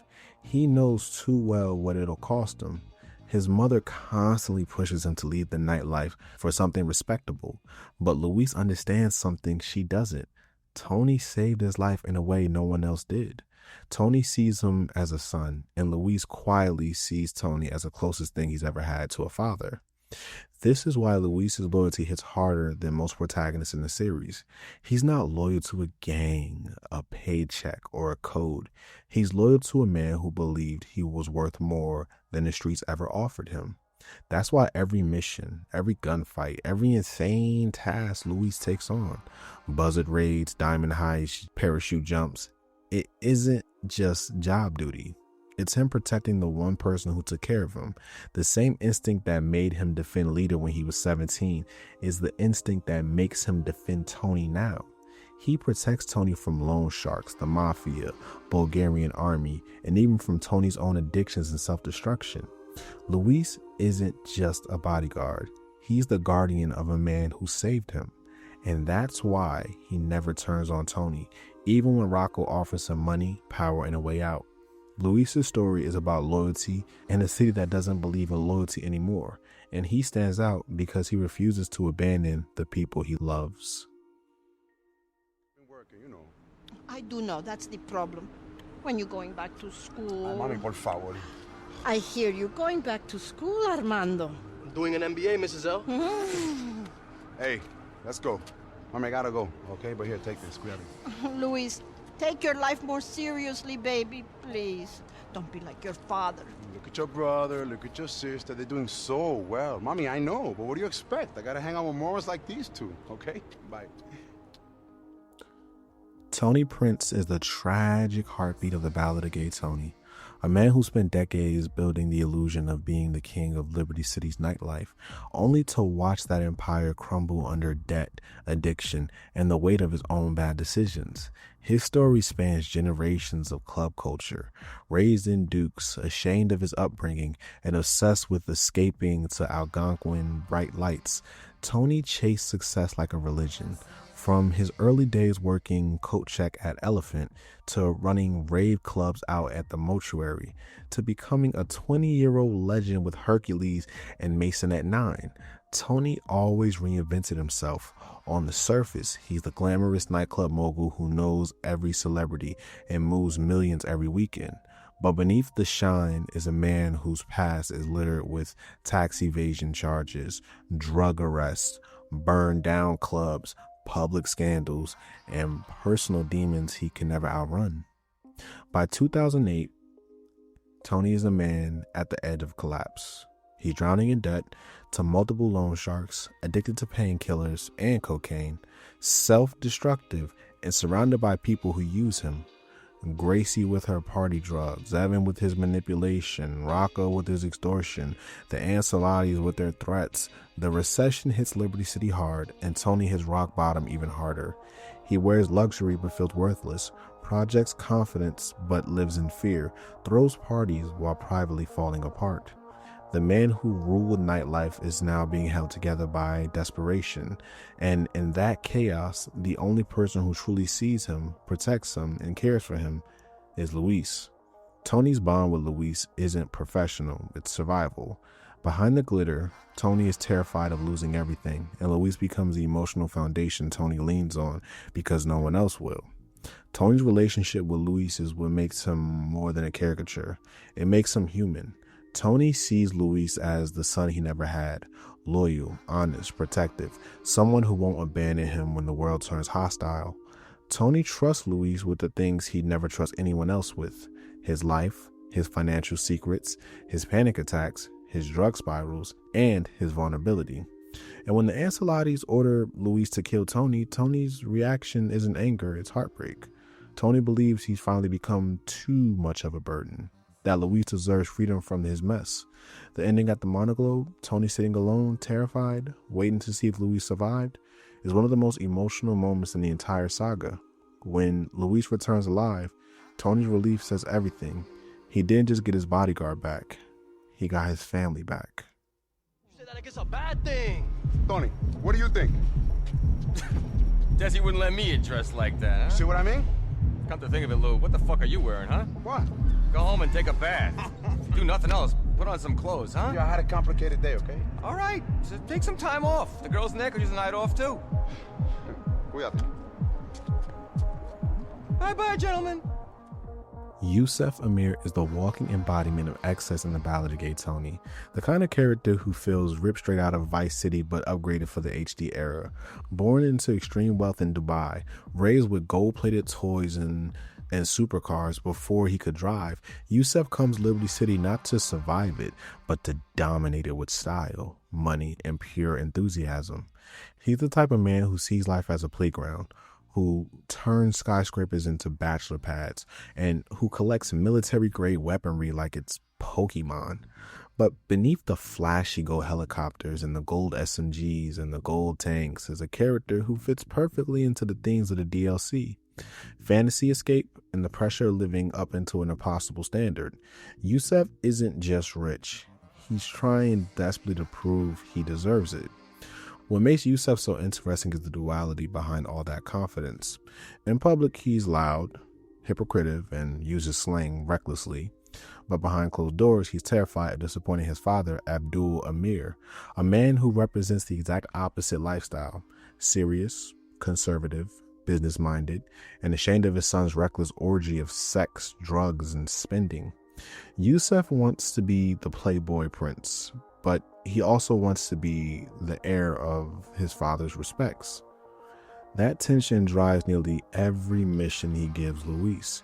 He steals helicopters, APC tanks, subway cars, not for chaos, but to impress a father who refuses to be impressed. When his father walks in on him high, pantsless, and holding a gold SMG, all the loud confidence collapses into fear. Yusef isn't really free. He's trapped in the shadow of expectations, buried underneath the weight of inherited wealth he didn't earn. And that's why his connection to Luis is so strong.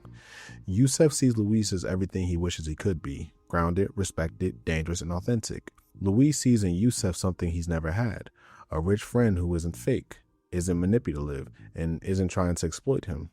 Yusef helps Luis not because of business, but because he's genuinely fond of him like a brother. When Bulgarian's men close in and Luis faces death, Yusef swoops in with a golden buzzard, raining missiles like an angel of chaos. He doesn't need to be there. He isn't owed anything. He just wants to help.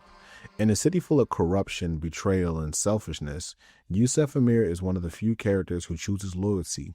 He's the comedic heart of the story, the Vice City spirit incarnate, and the purest reflection of what this DLC represents: fun, flash, and unapologetic extravagance.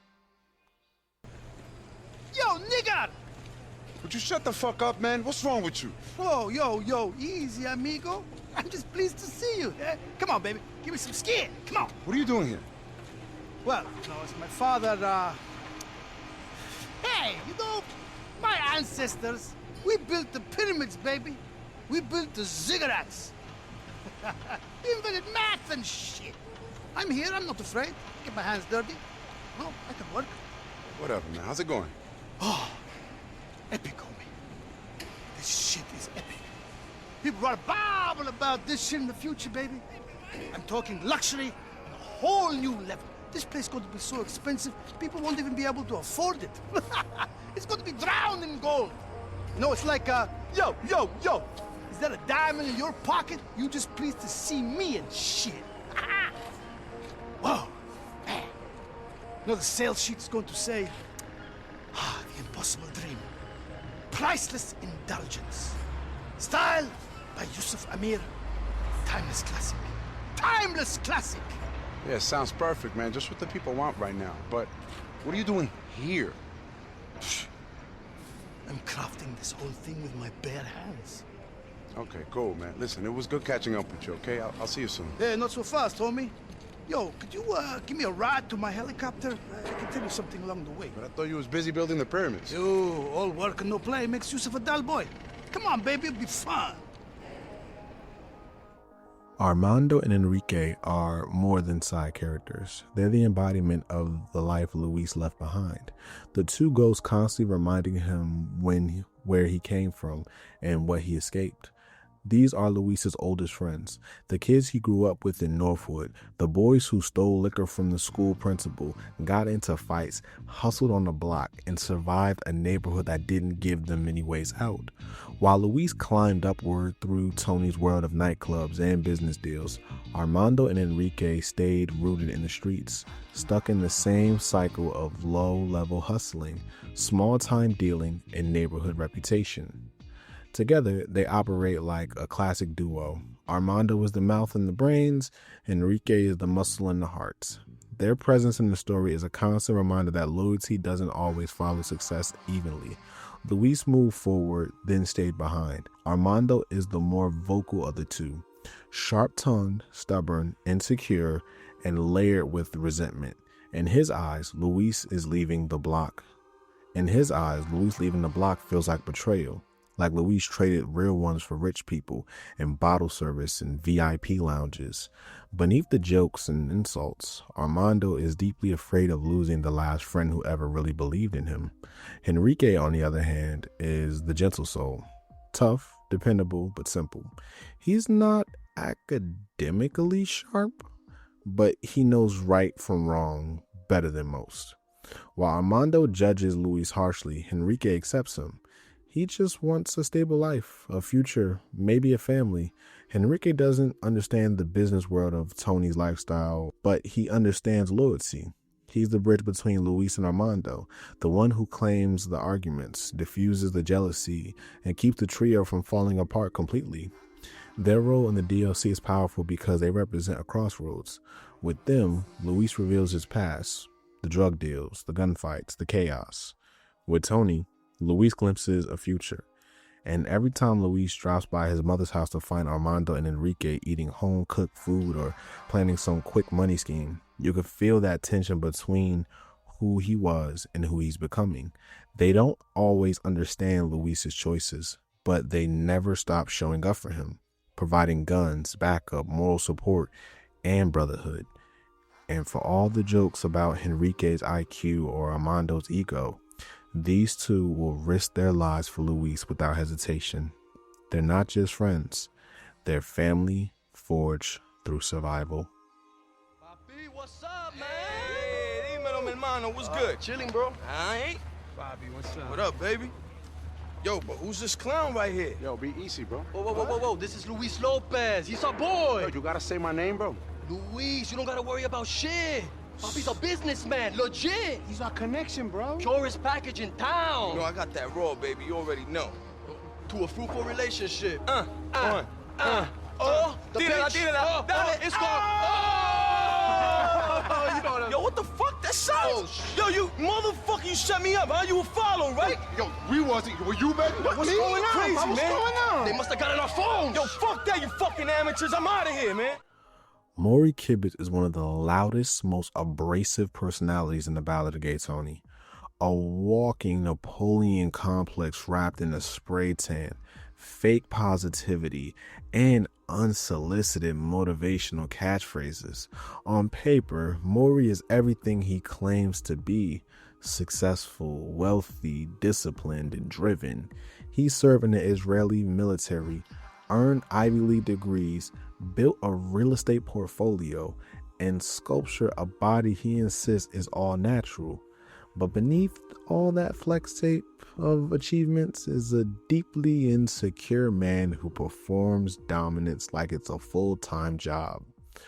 Maury's entire personality is armor, an overclocked persona created to hide the fear that maybe he isn't as superior as he pretends to be. And when you peel back the ego, he quickly becomes one of the most interesting antagonists in the DLC. What truly defines Maury isn't the bragging, it's the relentless bullying of his younger brother Brucey. Players spent all of GTA 4 clowning on Brucey, calling him obnoxious, delusional, and ridiculous. But when you meet Maury, everything suddenly makes sense. Brucey didn't become the way he was by accident. He became that way because he spent his entire life being screamed at, judged, humiliated, and overshadowed.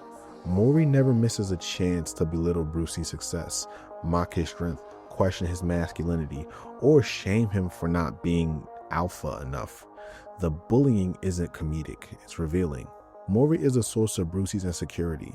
He's the reason Brucey pretends to be tougher than he is. He is the reason Brucey hides behind cars, steroids, and catchphrases.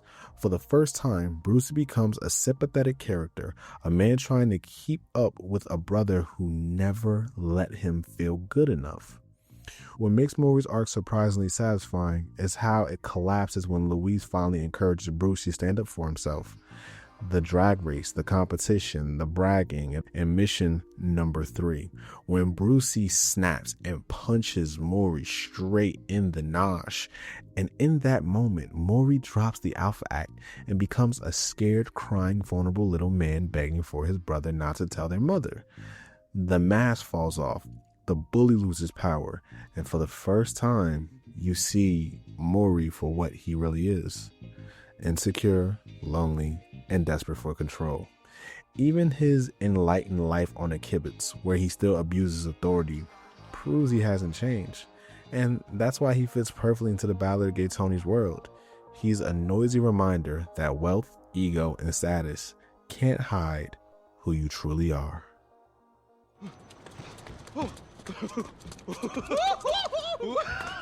Fucking intense! Yeah! Oh, did you see little Lou here, though? He started shitting his panties when the cop showed up. Hey, check it out, Brucey. You know, I think Lou here might be even slightly bigger pussy than you. We're done, right? I mean, we're squared? You got your cars now, so now I don't have to sit here and listen to your tiny man bullshit. Sure, Lou, sure. You could go. If you're as dumb as you look. Ooh. Excuse me? You got an opportunity here. Look at me. Watch my lips move. I can teach you things. Come on! Think apprentice. Think intern. Minion, yeah. Think squire boy. You, following me all around, learning to become a business mastermind. No more clubs. No more Tony Queen. You, my friend, could be free. Maury, is this a joke, man? I mean, you're the guy that needs to learn something. Oh. Shit, you're awful, bro. Hey, maybe someone can teach you the most basic human behavior. Brucey, please do this guy a favor. Brucey? Me? Yeah, you're the guy in the family with some manners. You think that I could learn something from little B here? The Marshmallow Man. More. This pale piece of turd. All right, cut it out, M. Man is nothing but beyond pathetic. That's it, boy! Cut it out! Yeah! Are you kidding? Yeah! Oh, God! Oh! Yeah! What the fuck, man? What the fuck are you doing? Oh, God, you know the rules! I'm sorry, Maury. I forgot, man. Never in the face! Oh, come on! This is top work up here. You know that I got a weakened septum. Okay. Just don't tell Mom, okay? Okay? Okay. Just, you're gonna take me home.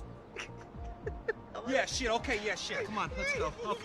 Okay, come on. Yeah. Okay. Hey, I'll see you ladies later, okay? Yeah, I'll see you at the club or something. Okay. I heard something. When players first meet Gracie Ancelotti in GTA 4, she wasn't much more than a chaotic hostage mission, a spoiled mafia daughter with a loud mouth, thick accent, and a habit of screaming at Nico like he personally ruined her life. She was the definition of a side character you deal with once and move on. But the Ballad of Gay Tony shines a much bigger spotlight on her, and suddenly we realize something wild. This girl is everywhere. She's in Tony's inner circle. She's doing lines with Evan and Rocco. She's flirting with Luis. She's partying at the Mason at 9. And she somehow managed to become even louder, even more chaotic, and even more irritating than she was when she was tied to a radiator in Safe House. Gracie is not just a mob princess. She is the personification of the spoiled, insulated nightlife brat who never learned what consequences meant. And that's where the humor kicks in. The more you spend time with her in the Ballad of Gay Tony, the more you start to think, maybe the kidnapping wasn't such a bad break for Liberty City. Gracie is an emotional hurricane.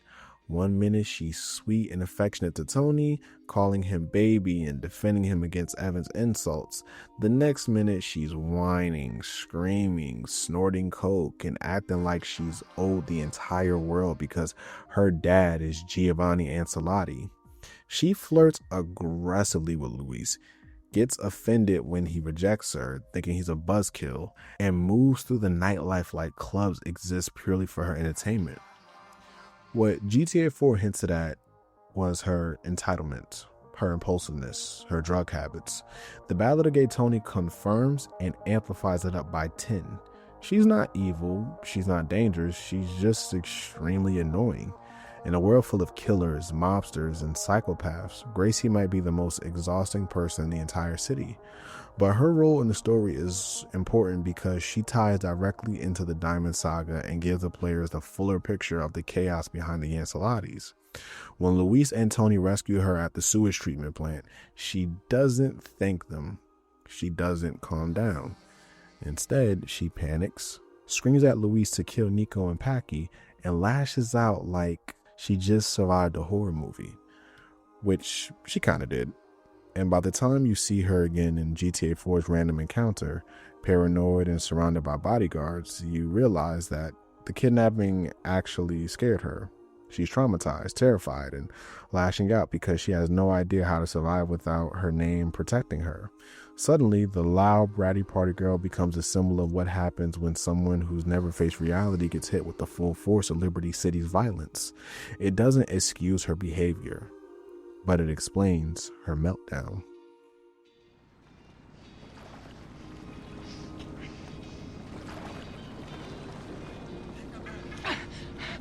You alright? Shit! Fuck! Hey, you okay? Where did you fucking kill them? You fucking nothing? Huh? You! Fuck! Go! When players first saw Evan Moss in The Lost in the Dam, he barely registered as anything more than a target. He was just the guy with the diamonds, a loud, panic-rich kid fleeing into a limo until Johnny Klebitz gunned him down. Evan was a body, a blip in the chaos of the Diamond Saga, another casualty in a war between people way more dangerous than him. But the Ballad of Gay Tony completely reframes who he was. Suddenly, this nobody from The Lost in the Dam becomes a major emotional and personal thorn in the story, a key piece of Tony Prince's downfall, and one of the biggest sources of stress in Luis Lopez's life. The Ballad of Gay Tony takes a faceless victim and reveals him as a toxic force poisoning Tony's world from inside. And that's where Evan becomes fascinating. He's not evil, but he is a parasite. A manipulative, self-absorbed, drug-pushing boyfriend who knows Tony's vulnerable and uses that vulnerability for comfort, money, and attention. Evan plays the role of the bad influence stereotype almost too perfectly. He's the one feeding Tony drugs. He's the one enabling Tony's meltdown. He's the one who gets to ride the luxury lifestyle Luis works to maintain, despite doing nothing but stirring drama. He mocks Luis, flaunts his relationship with Tony, and treats their world like a reality show he's starring in. In every cutscene he appears, Evan radiates the exact energy of someone who mistakes chaos for personality. And Luis has zero patience for it. The headbutt scene isn't just comedy, but it is. It's symbolic. It shows Luis protecting Tony from the very people hurting him, and Evan being one of the worst. But when you look at Evan through the whole trilogy, it's almost tragic how he meets his end.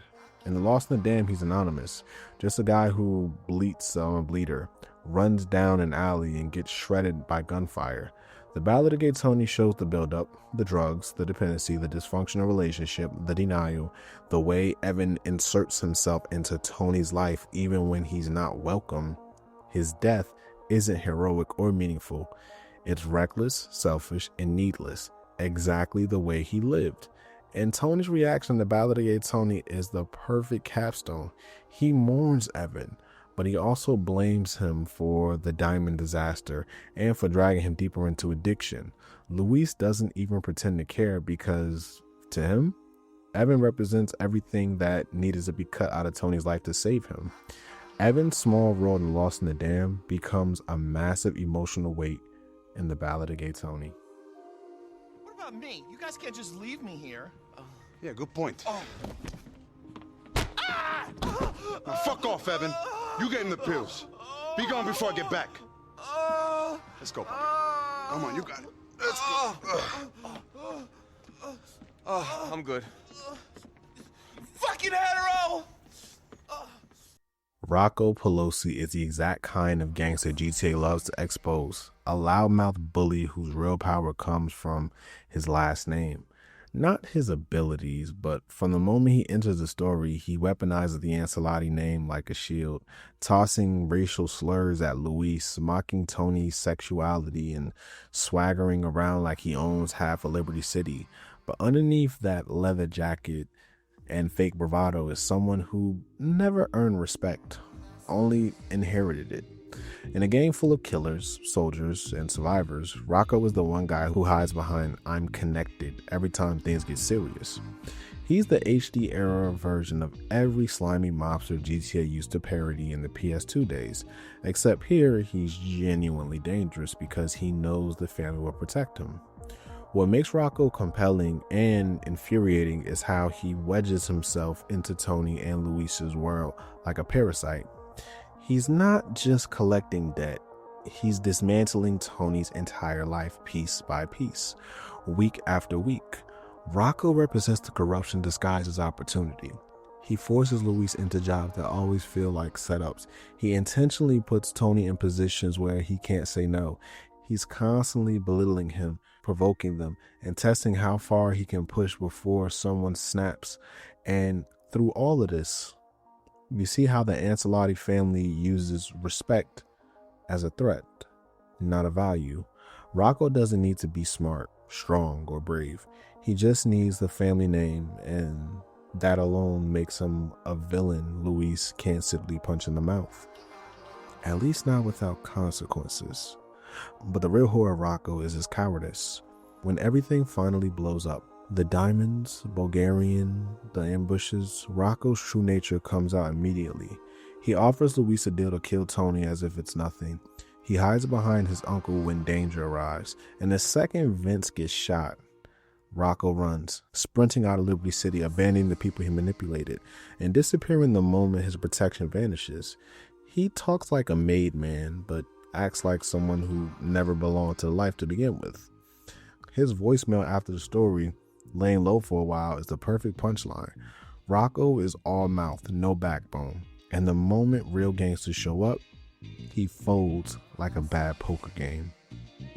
The door was open, man. It's easier to get into your apartment than into your nightclub. Yeah, we have a no guido policy at the club. Here I ain't so sure. Oh, I love getting racially abused by a spick. Yeah, who's a fucking taco, Tony? My business partner, Luis. Gentlemen, watch your language. We're in the great melting pot. We're not spicks or guidos or fags. We're proud Americans. Luis, this is Vince and Rocco, relatives of Gracie. The credit is to you. And guess what? We ain't here about Gracie. Oh! Beautiful. That's a start. I guess we don't have to beat you two lovers up. Yeah, good luck. See you later. Oh, nice to meet you, Muscles. Ray Bulgarian is a ghost that haunts the entire GTA 4 era, a trafficker, a sadist, a tyrant, and the living embodiment of the criminal rot spreading through Liberty City. We first met him in GTA 4. He was a cold, methodical Russian mobster who blames Nico for sinking a ship years ago and spent half a decade turning a revenge into a religion. Bulgarian's anger is almost cosmic, not logical, not reasonable, just deep obsession with rewriting the one moment he couldn't control. So when he finally appears in GTA 4, stepping out of the shadows with Dimitri beside him, he doesn't greet Nico like an old colleague. He greets him like a debt he's come to collect. From the warehouse ambushes to the failed hit in the museum deal, Bulgarian becomes the invisible hand manipulating the chaos from the background. But what makes Bulgarian such a powerful antagonist is how seamless that transition is from GTA 4 to the Ballad of Gay Tony. He doesn't feel like a DLC villain, he feels like the final villain of the entire trilogy. The moment he re-enters Luis's life, you see the totality of his influence: human trafficking, murder, government bribery, intimidation, even shooting his own sister through the ceiling when she annoys him. Bulgarian isn't motivated by business, he's motivated by cruelty. Every interaction with Luis is a test, a trap, or a threat. The severed head ambush on the rooftop, the betrayal in the Mason at 9, the hit squad that floods the club. All of it is Bulgarian tying up loose ends from across GTA 4, The Lost and the Damned, and in this case, The Ballad of Gay Tony. He's the single thread connecting Nico's past tragedy, Johnny's diamond heist, and Tony's collapse. And in The Ballad of Gay Tony, he finally gets the ending he deserves.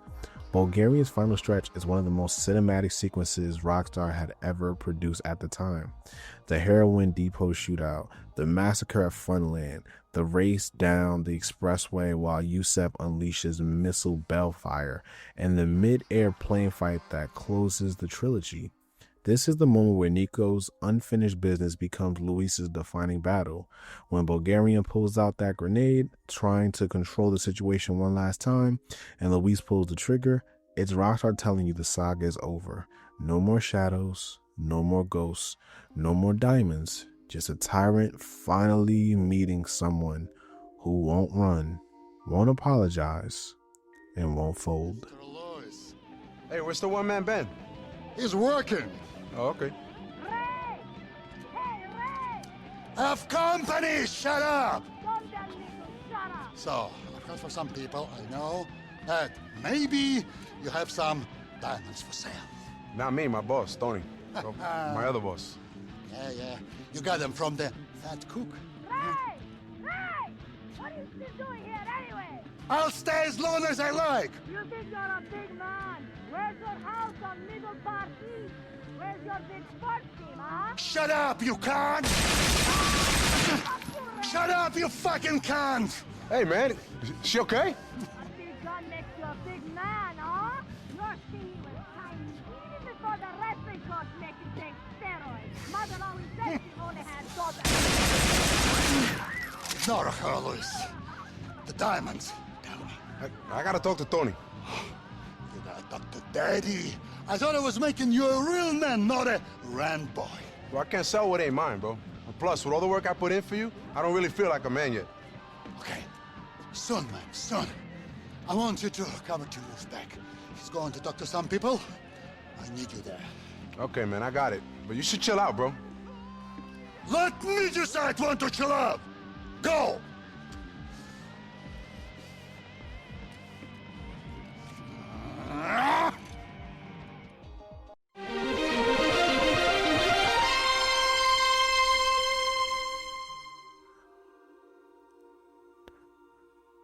Grand Theft Auto has always delivered where it matters most, gameplay.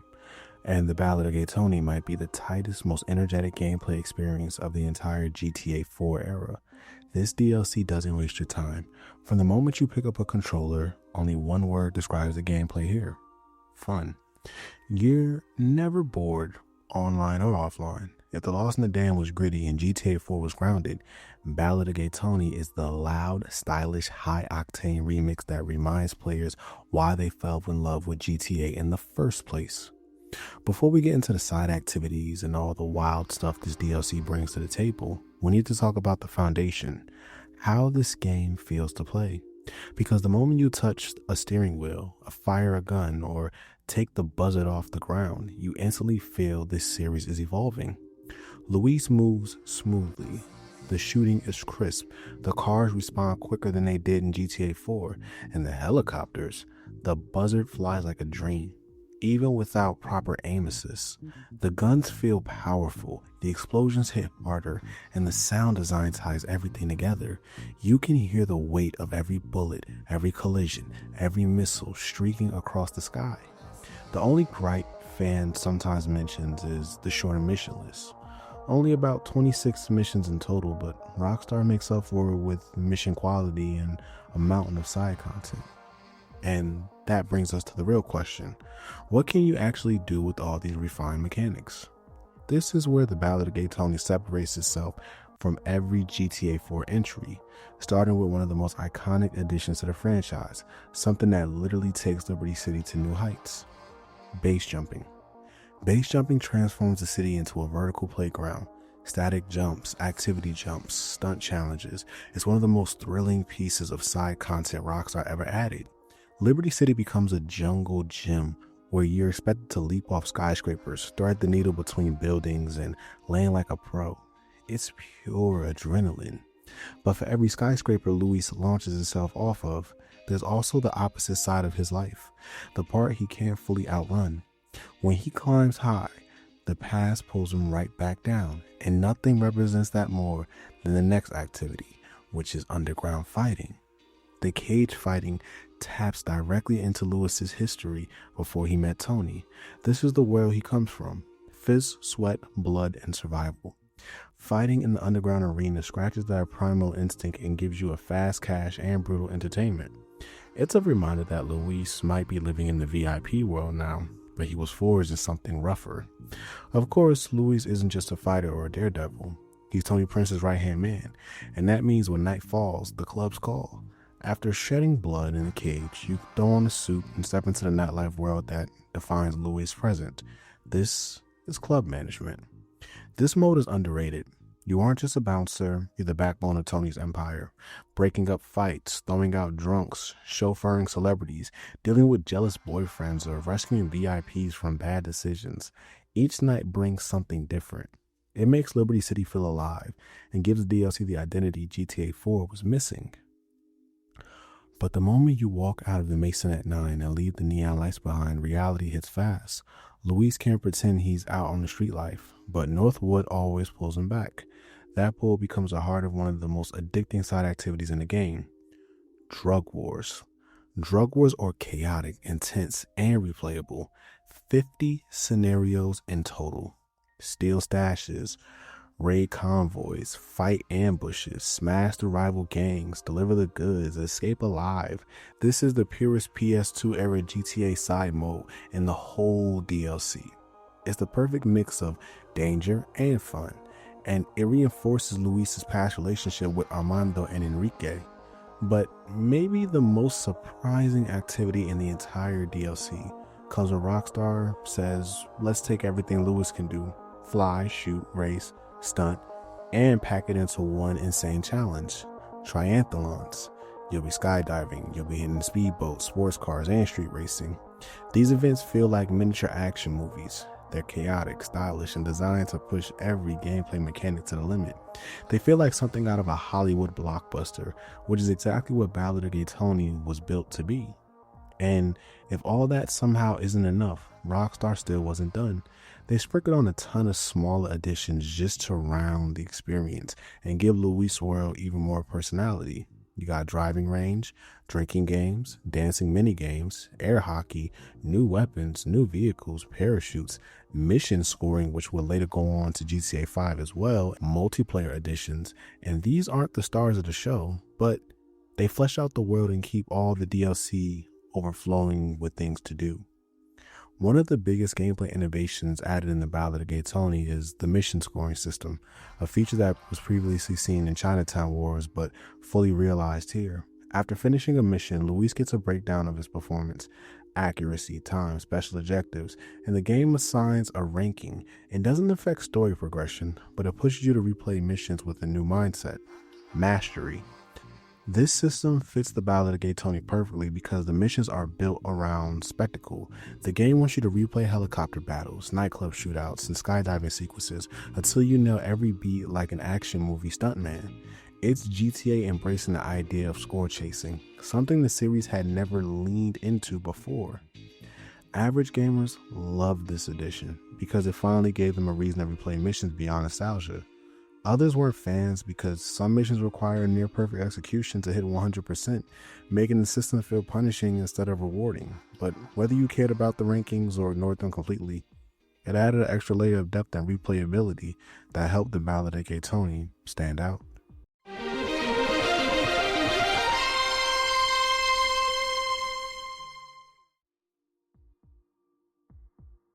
When the Ballad of Gay Tony first dropped, Rockstar didn't just deliver a new story. They delivered it across 3 different platforms, each with its own strengths, limitations, and quirks. And depending on where you played it, your experience with Luis Lopez's rise through Liberty City nightlife could feel slightly different. The first stop was the Xbox 360. The expansion launched on October 29, 2009 as both a digital add-on to GTA 4 and part of the Episodes of Liberty City standalone disc. This version had the spotlight to itself for months. Xbox players got everything first. And here's what you got. Smoother performance thanks to the 360's architecture, early access to all the new multiplayer additions, a stable frame rate for parachuting, buzzer combat, and nightclub chaos. You had a locked ecosystem, meaning no mods, but reliable performance. If you were there in 2009, this was the definitive way to experience Luis's story at launch. Then we have the long-awaited port, the PlayStation 3. The PS3 arrived on April 13, 2010 for North American markets and April 16, 2010 for European markets, bundled inside the Episodes from Liberty City package. And here's what PS3 players got. Every mission, mode, vehicle, and feature from the 360 version. They got the full expansions without needing the base game. Minor trade-offs like load times and slightly softer visuals came and went, but content-wise was completely equal. Performance-wise, it was slightly behind the 360, but nothing game-breaking. Accessibility-wise, it was perfect. Pop in the disc and jump right into the nightlife with no GTA 4 required. And then we have the most flexible and the most powerful version, the PC port. This was released the same day as the PS3 port on April 13, 2010 for North American markets and April 16, 2010 for European markets. The PC version became the technical powerhouse of the trilogy. And here's what PC players got. Uncapped frame rates, high resolution support and massive draw distances, customizable controls, bigger multiplayer lobbies, and of course, your favorite, mods. Episodes from Liberty City on PC was the true do-what-you-want edition. If your hardware can handle it, Liberty City shine brighter here than anywhere else. And then last but not least, we have the definitive way to play this game, the Complete Edition.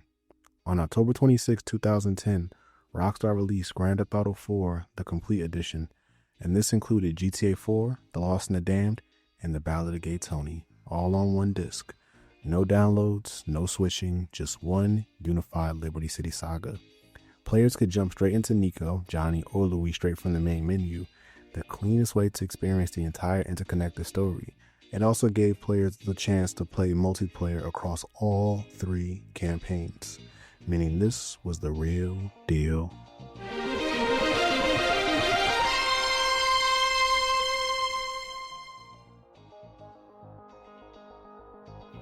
When the Ballad of Gay Tony dropped in 2009, critics wasted no time calling it exactly what it was, a shot of pure adrenaline into the heart of Liberty City. While GTA 4 and The Lost and the Damned were praised for their realism and grit, Gay Tony arrived like a burst of neon fireworks, and critics loved it. On Metacritic, the expansion scored at 89 on Xbox 360 and an 87 on PS3, landing it firmly in the generally favorable category.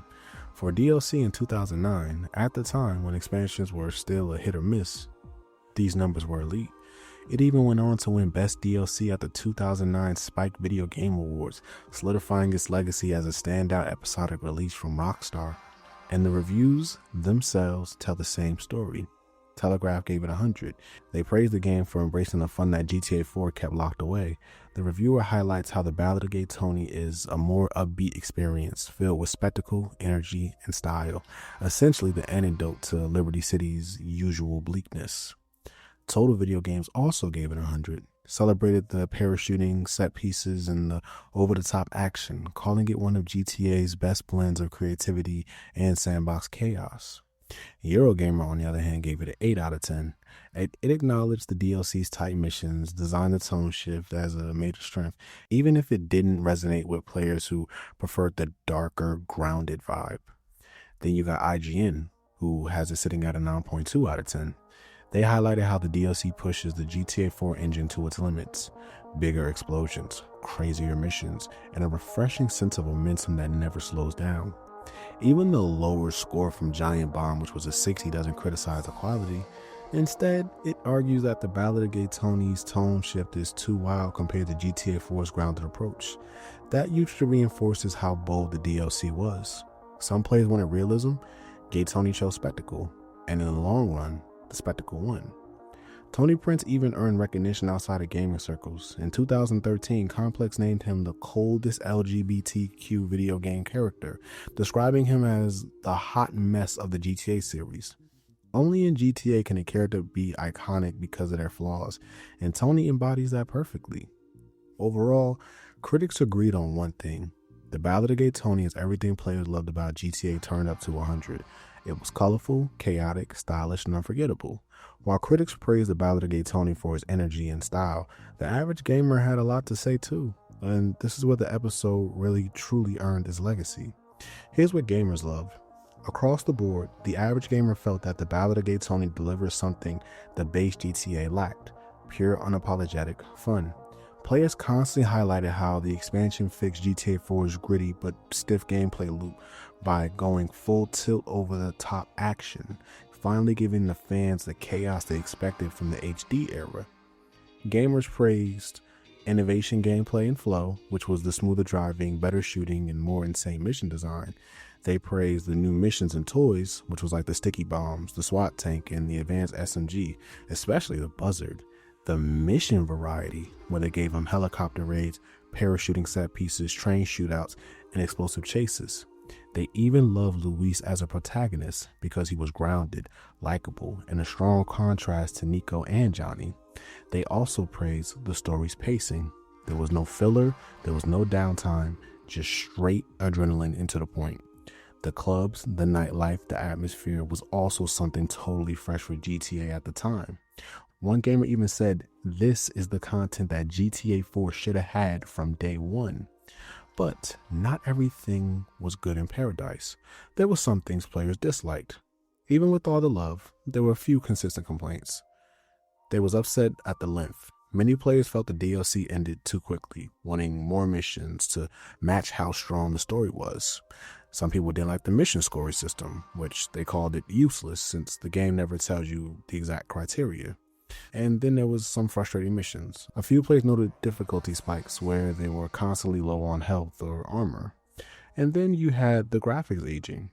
By 2009 standards, some noted that GTA 4's visuals were starting to show cracks. But even with those nitpicks, the sentiment was overwhelmingly positive.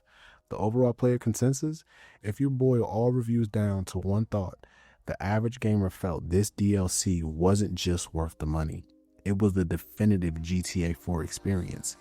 Gamers loved how it elevated the base game.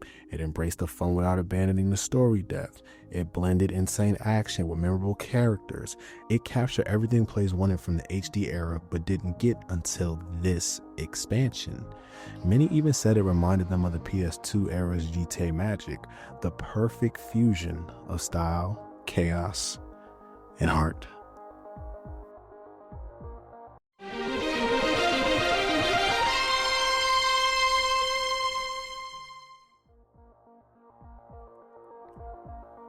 Growing up, I played this game because I had the complete edition. I was already a massive GTA fan, but being honest, as a kid I didn't remember the story at all. I just played it because I wanted to finish the trilogy. Coming back now, older, more aware, more mature, and looking deep into this Rockstar Takeover, it genuinely felt like experiencing it for the very first time all over again. And I'll admit something I've said before. For the longest time, I considered this the forgotten era of GTA. GTA 5 and GTA Online became juggernauts that swallowed the legacy whole, leaving gems like this buried under a decade of shark cars and flying motorbikes. And sadly, in a way, that's still true. But revisiting this era, replaying the Ballad of Gay Tony, man, that spark came right back. What can I say about this game? It felt like a return to classic GTA logic. The mission design, the energy, the swagger. This DLC brought back the wild, colorful, chaotic spirit fans fell in love with during the PS2 days. The characters were unforgettable. Yusef was wild and unfiltered. Tony was a hot mess, but beautifully human. And Luis became one of my favorite protagonists in the series. Even Roman Bellic somehow became more lovable through the story, and he was already loved. Above all else, this is the era of GTA that felt the most fun. Not the biggest, not the deepest, but definitely the most fun. club management was a blast. Meeting celebrities, kicking out drunk idiots, keeping the floor alive. All of it felt rewarding. Base jumping, the triathlons, drug wars, underground fighting. The game never runs out of things to throw at you. And because the story is short, tight, and has zero fluff, it becomes one of the easiest GTA titles to replay. If this had launched as the main GTA 4 instead of a DLC, I genuinely think it could have stood shoulder to shoulder with the PS2 classics. The Lost in the Dam and the Ballad of Gay Tony had the potential to be full-length titles, and you feel that potential in every mission. And don't even get me started on the menu music. Smooth, stylish, classy. It was so perfect I had to use it as the background audio for this video.